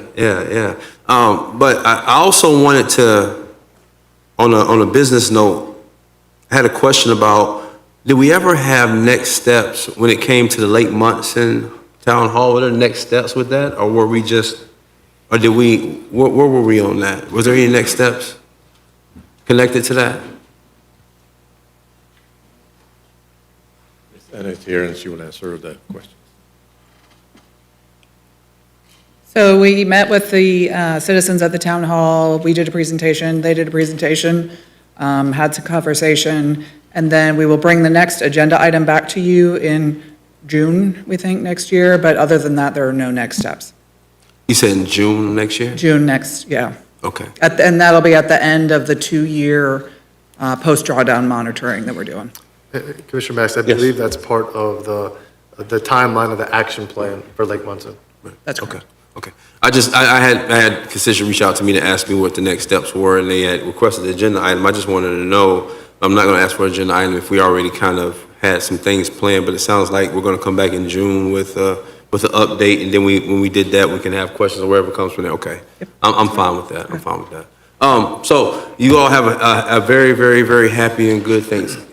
Ma'am? Oh, yes. Oh, the public hearing, Mr. Chair, if you don't mind, I would like to be put in favor of staff recommendation, which I was watching, which happened on both of those. If the record can reflect, I voted in favor of staff recommendation for both public hearings. Thank you so much. Again, thank you, Madam Attorney. Everybody have a happy Thanksgiving. Again, I enjoy the collegiality of this board. I enjoy who we are as a board. I think we work well together. Conversations are worth it. They're long, but they're worth it. Most of me and Bill talking. But as Bill just told me, we got 45 years. We can say what we want to say. All right. So thank you guys, and I appreciate it. Yep. Thank you, Commissioner Maddox. Mr. Proctor, the floor is yours. Mr. Chairman, thank you, Commissioners. I know that some of you think that I'm in need of a mental health examination. And I guess to sit up here and to listen to all this rancor for these numbers of years, you got to be crazy to love this kind of stuff, you know. So I will seek a review of mental health stability. Come up here and mess with y'all every two. Y'all crazy. all y'all crazy. I don't want no exemption. I'm not talking about our own slaves. But the rest of y'all are just crazy, but I'm exempt, Commissioner Cummings, and y'all know y'all crazy. We have great leadership. Commissioner Van, thank you for serving as our chair, our immediate past chair. Awesome. And we're in line to have, either of y'all could be the next mayor of Tallahassee as far as I'm concerned. I mean, you just got it going on. And I might want to consider some things. Friends, I want to say that asking a request for resolution, our in-building male person, Ms. Ken's last name Smith, Vince? What's his last name? Killing. Is going to retire after about 34, 35 years. And since he was here when I got here, and he's diligently served just twice a day to delivery, and I would like a resolution, proclamation for his retirement. Thank you. Also, We had a motion and a second. All those in favor signify by saying aye. Aye. I'd seek a resolution honoring the first black female postmaster here in Tallahassee, Ms. Vanessa Cobb. Looking for, moved. Moved by Commissioner Cummings, seconded by Commissioner Maddox. All those in favor signify by saying aye. Aye. Also seek, along the lines of Ms. Cobb, the young lady that delivers the mail in the 32301 zip code. The mail lady has been doing this. You probably see her. She always has a white towel wrapped around her neck. And I stopped her the other day and left her name in the car. I forgot to bring her name, but I like the proclamation for Jane Doe, mail lady, whose name I'll bring back. So moved. Thank you. All those in favor signify by saying aye. I want to say that, and I told her that you got to be good. Because you're down here delivering to the Capitol, the county commission, the city commission, these law firms, all these associations. You can't miss not a damn piece of mail, 'cause all these people jack you up. I wouldn't deliver. If I was a mailman, I would deliver, but not in this zip code. So she's fantastic, mail lady. The Latners down in Woodville, Ms. County Administrator, as we go into holiday season, I'm broken-hearted, and I believe that resolution with that family and their efforts to get their home situation worked out. I'll ask another diligent effort that we have a sit-down with the Latners, and if board support is needed, if I need a motion, I'd like to make that motion for our staff to sit down to have a real effort to resolve Latner situation. So moved. So we have a motion on the floor by Commissioner Proctor. Commissioner Proctor, can you clearly state the motion, please? Can you? Yes, asking our staff, senior staff, to meet the Latners that we can resolve their situation. What's the issue? Can I ask this, Mr. Chairman? One second. I'm gonna defer to the county attorney on this issue. The Ladners have threatened to sue the county. They've filed notices of claim. We've provided that information to our insurer. Our insurer has determined that we have no liability to the Ladners for the allegedly defective work performed on their house by their home builder of their choice, who it's my understanding they are in litigation with. That's my summary. Prior to getting to that point, we've spent hours with the Ladners and performed inspections and re-inspections at their request. And ultimately, there were additional requests which we could no longer satisfy because they were in compliance with building code and that sort of thing. But we do, again, we do appreciate where the sentiment's coming from. We've worked really hard with the Latners over this time, but as the county attorney says, it's kind of gone into a different direction involving potential litigation, so. Commissioner Proctor, you would keep your motion on the floor? I mean, it has no second. There's no second? Yeah, it Okay, has. Dodge for a fair second. Can I ask a question then, Mr. Chair, to the county attorney? Of course. Did the notice of claim come from council? Did it come from their attorney? They at one time did have an attorney. I don't know that they currently have an attorney. Commissioner Proctor. Thank you. No second, but I think that the threat to sue the county is irresponsible, not to negotiate. I mean, the city threatens to sue us, we threaten to sue the city. I mean, that's what all governments get threatened to get sued. That's what they do. And when we're in charge of inspections and re-inspections, as the county administrator has pointed out, and that we are passing, approving work of various vendors, contractors, subcontractors, and that, as it has been pointed out by the county attorney, their builders have done subpar work, and which she's absolutely correct. And is that what you said? Point of information, that is not what I said. I said allegedly, because that has never been established. And I just want to say, the case law is very clear. We can never be liable to the Ladners for any amount of money for any alleged misconduct of any of our employees. It is covered by sovereign immunity. So there's no legal basis for the Ladners to assert that they are entitled to any compensation from the county.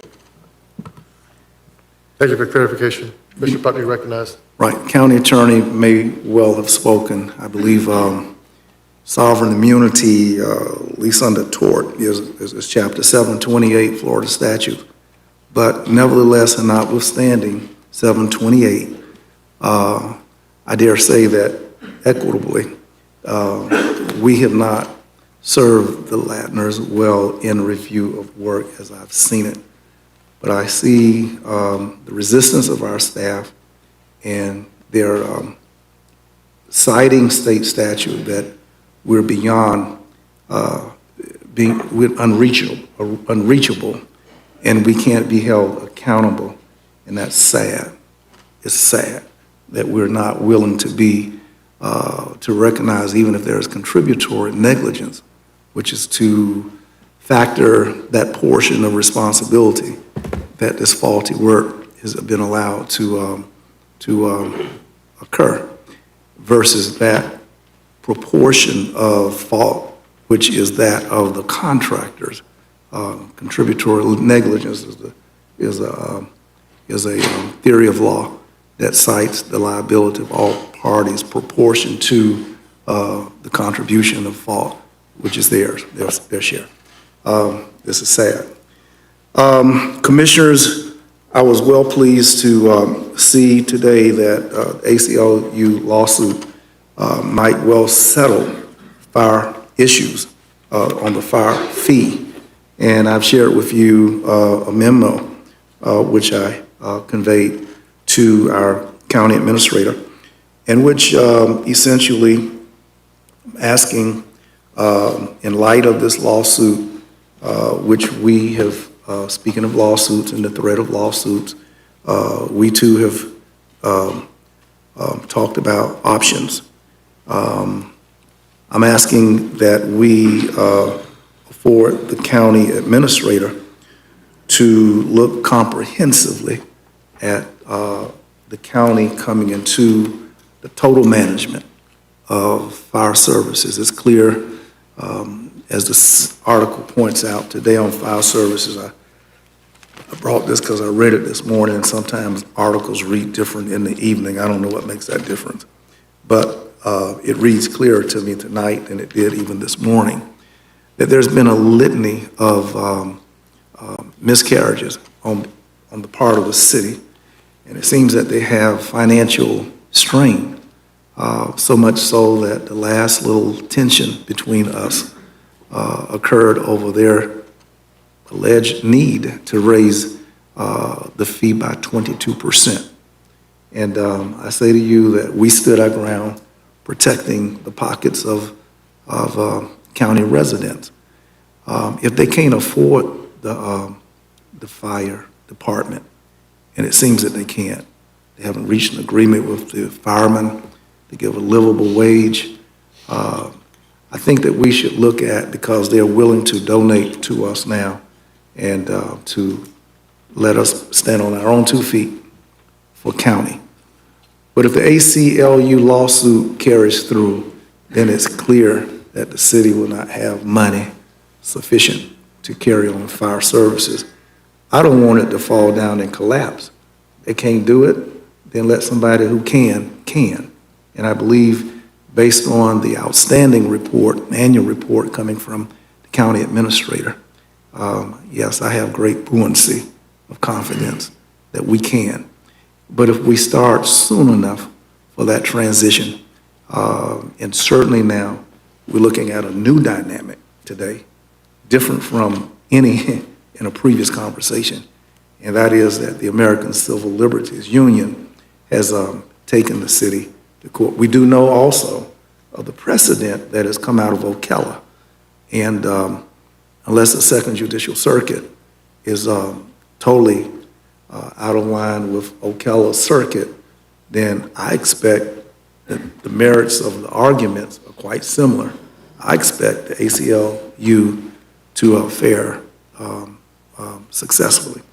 That being said, it does create for this whole community a crisis, and I think that it would be well intended. So I'd like to make the motion consistent with the memo that you've seen here tonight, that our staff would prepare a cost-effective plan in the eventuality that the city falls victim to an inability to pay and to support fire services, that the county do what we have to do to maintain health, safety, and welfare of our total community. Motion. All right, we have a motion on the floor by Commissioner Proctor. Does everyone understand the motion? All right, I will second the motion for discussion purposes. Mr. County Administrator, I have a question. Sure. I reviewed the City Commission agenda item that was prepared for their meeting this week.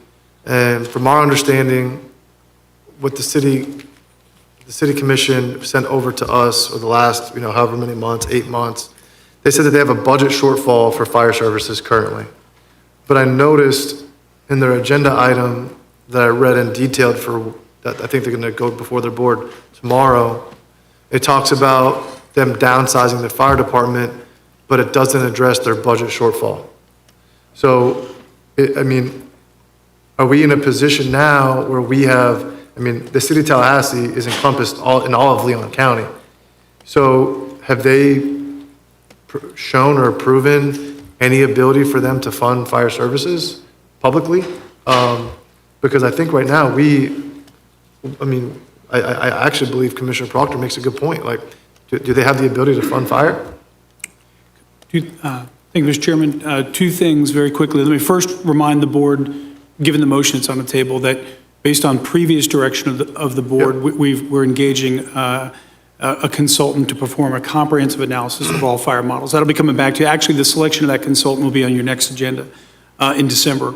And as to the other question, Commissioner, in terms of the city's ability to fund fire long-term, again, as you know, this board did not pass along the fee increase. The city did pass along a fee increase. So their ability to fund their department with that level of increase and for how long is something that we just don't have the information.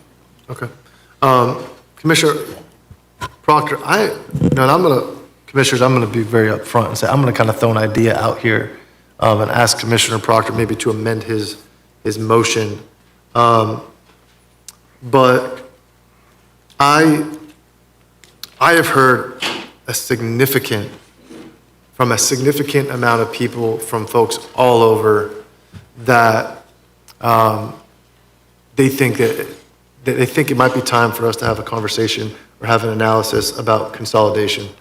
When we're sitting here and we're looking over this comp plan that we just discussed, we're sitting here talking about them expanding, the city expanding the urban services area, then we're going to talk about them expand their utilities in the unincorporated, and then we're going to have a conversation later about, well, now they can charge a 50% surcharge on our utilities. Now we're talking about having 2 fire departments because, listen, I'll say again, we've acted in good faith over and over again. However, there's one municipality here and there's one county government here. And the city continues to expand their city limits. And so Commissioner Proctor, what you're seeing what you're proposing right here, I think we need to get to a point where we have staff bring us back an analysis to look at, is consolidated government the best form for our taxpayers? Because what I don't want is duplicative services that drives the cost up for taxpayers across the community, right? It's just not, it doesn't make sense. So Commissioner Proctor, do you think that you would be interested in having staff making a motion or amending your motion to have staff bring back an analysis, just an analysis of the pros and cons of consolidated government and what are the positive impacts and negative impacts to taxpayers? Absolutely, that's a no-brainer. I would so move and welcome as an amendment to my motion that we would have our staff to do the analytics of pros and cons of consolidated governance for our community.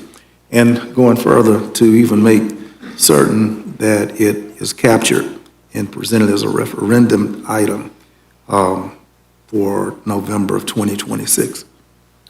Okay, well, I will maintain my second. Commissioners, any discussion? All right, seeing none. Well, if I might add to your point, I don't think I've shared with commissioners my comments that I wrote because the NAACP had a town hall meeting down at Watson Temple Church tonight. And that town hall was on the hospital merger between Florida State and the city. And my closing point. Can we vote on the motion and come back to you on this? So we have a motion on the floor and then come back to you for commissioner discussion? Yes. Yep. All those in favor on the floor, brought by Commissioner Proctor, signify by saying aye. Aye. Aye. Any opposed? Nay. Okay. Can we do a roll call on that? We don't have, what was the vote? Madam Chair, Mr. Chairman, could you please restate the motion? The motion is for a review of staff doing an analysis of consolidation of the city-county government with a view toward it being prime time ready for ballot referendum November of 2026. Consolidation or fire service? Both. Consolidation, pros and cons. Yeah. As an information-only item? Correct. Analysis. That was what I asked for, Commissioner Proctor. Yeah, Analysis to come back, pros and cons. And that would include the fire comes under. Correct. Okay, good. Okay. I'll vote yes. Okay. All those in favor, understand the motion on the floor, moved by Commissioner Proctor, second by myself. All those in favor signify by saying aye. Aye. Any opposed? Nay. Okay. Passes 5-2 with Commissioner O'Keefe and Commissioner Maddox in dissent. 5-2? Yes.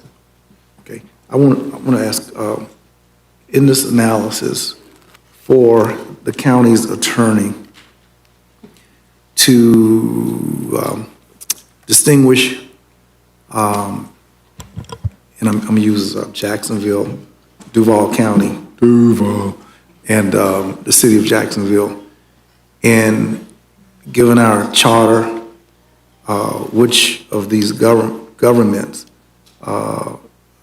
carry the greater weight, the greater authority in the possibility of consolidated government or merger, or whatever the right words are. I think that legal analysis would be favorable toward the county, I'm just believing, but certainly I'd like for that belief to be substantiated with your analysis. Thank you very much, Commissioners. Today I saw a beautiful article about Wakulla County's Commission, and you may have gotten a copy to you of my letter to the Wakulla County Commission, saluting their effort to secure 200 acres of federal forest land to build a recreation park and all of that. It's my hope that they would certainly talk to Major League Baseball and secure input from Major League Baseball. When you're going after that kind of acreage, I can't see why we can't have a Major League team doing winter league or spring training here in North Florida. They got beaches, got the water right there, good food, everything to do that. That should be a part. We should have, hopefully, competitive fields, soccer, all of that. But they're barking up the right direction. And I think that as Wakulla leads the way and pioneers in seeking from the federal government what the federal government has been soliciting, the favor of local governments to make proposals to secure lands off of them, that we can help relieve the incredible repository of federal property. And it's free 99. And I'm grateful and appreciative to see Wakulla County pursue that option of federal land security. We are under the canopy of the same situation, but take that 70% of Wakulla is owned by the government, 70%. And from my look at the map, we may be about 20% by the federal government. Commissioners, I want to also ask a resolution, proclamation recognizing a long-time citizen of our community.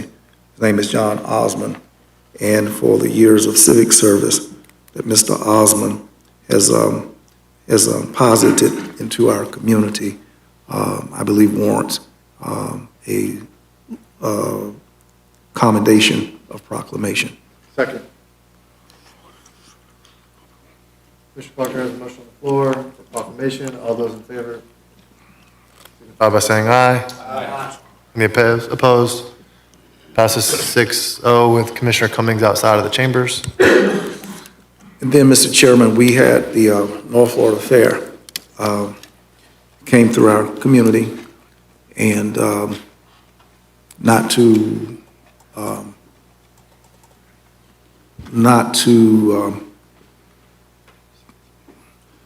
anyway, we don't know how much money was generated. We don't receive a report on how much money was generated.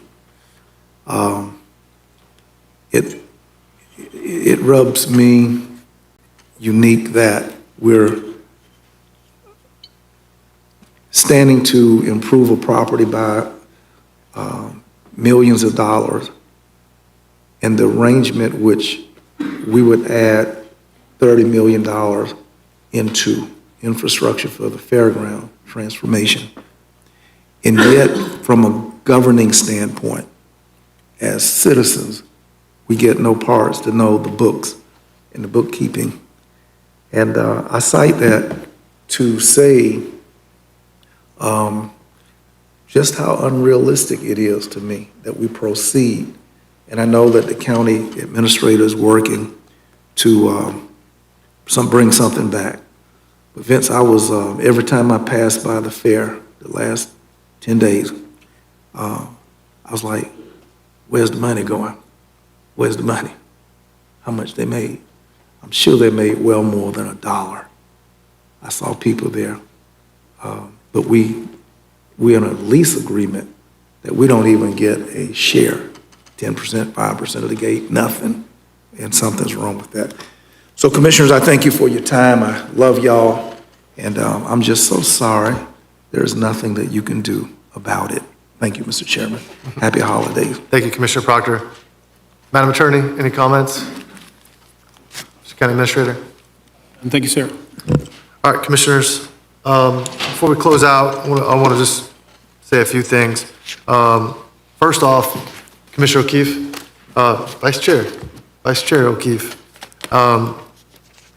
I too, along with Commissioner Welch, if you took my, how I closed out that item as a personal, I apologize if you interpret it that way. I actually had a note in my closing today to explain to the board like how I intend to go through some of these discussion items that we're going to have in debate. I think the board knows if anyone really likes to debate, trust me, I'm all for a good debate on any item. However, Commissioner Minor had a motion on the floor. There was a substitute motion. Commissioner Welch was in favor of it. Commissioner Proctor, Commissioner Cummings, right? I hadn't really stated where I was on it, but there was a substitute motion on the floor for a reason, because the board rejected the initial proposal. And Commissioner O'Keefe, I went to you for an amendment because I was going to allow if you had an amendment to propose to change the item, and there was no amendment. So I said, okay, we've all discussed this and debated it. Let's vote up or down the substitute motion. If it doesn't pass, let's come back and debate the next item on the original motion on the floor. And so I just want to let you guys know that I completely intend to support spirited debates so long as there is progress and we're going back and forth, and there's an amendment versus us just kind of circling the wagon back and forth. Does that make sense, Commissioner, Mr. Vice Chair? Okay. Next, I just want to say, guys, listen, this was a great meeting. Mr. Immediate Past Chairman, again, thank you for representing us so well the last year. It was an honor to be your Vice Chair.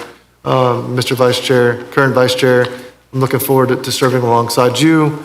Commissioners, it's going to be a really great year. And before I close out, I just do want to give a quick thank you to Florida Department of Transportation. I had this really my only note I really wanted to discuss in closing time. Florida Department of Transportation I come here meeting after meeting, and just their continued investment and willingness to work with our office in Leon County has been incredible. Just this morning, they broke ground on a Fort Braden sidewalk project in front of the school. That was in collaboration with county administration, our office, the Florida Department of Transportation, and Leon County Schools. And, we've now have a functioning sidewalk from Williams Landing Road that's going to go all the way to the baseball park. And it's really awesome just to see that project, because that was not there 3 years ago. Additionally, we have lighting going on in the Getty Road to Silver Lake corridor along Highway 20. Again, that was collaboration with the county administration, Talcon Electric, Co-op, our office, Florida Department of Transportation. And so, if you've seen the news the last few months, there's been recent accidents related to pedestrians, and I'm just really thankful to see that lighting is coming to fruition. What did you say? Getty Road, Silver Lake area on Highway 20. And lastly, I'm most excited about this is the traffic light at Natural Bridge Road and Woodville Highway was not on the 5-year work plan. They added it to the 5-year work plan. And just this week, they contacted us and said that they are going to actually move it up another fiscal year from 28 to 2020, 2 years, I'm sorry, from 28 to 2026. And they're going to install the traffic light in June of 2026. And so super excited to see this. This is probably one of our #1 constituent complaints in the Woodville area, is that intersection being dangerous. It's right in front of a school. And so I just want to share my excitement and thank to Florida Department of Transportation for investing not only in Leon County, but in District 2. And so, all right, Commissioners, well, that's all I got. We got through our first meeting. Have a great Thanksgiving, and I'll see you all next month. We are adjourned. Good job.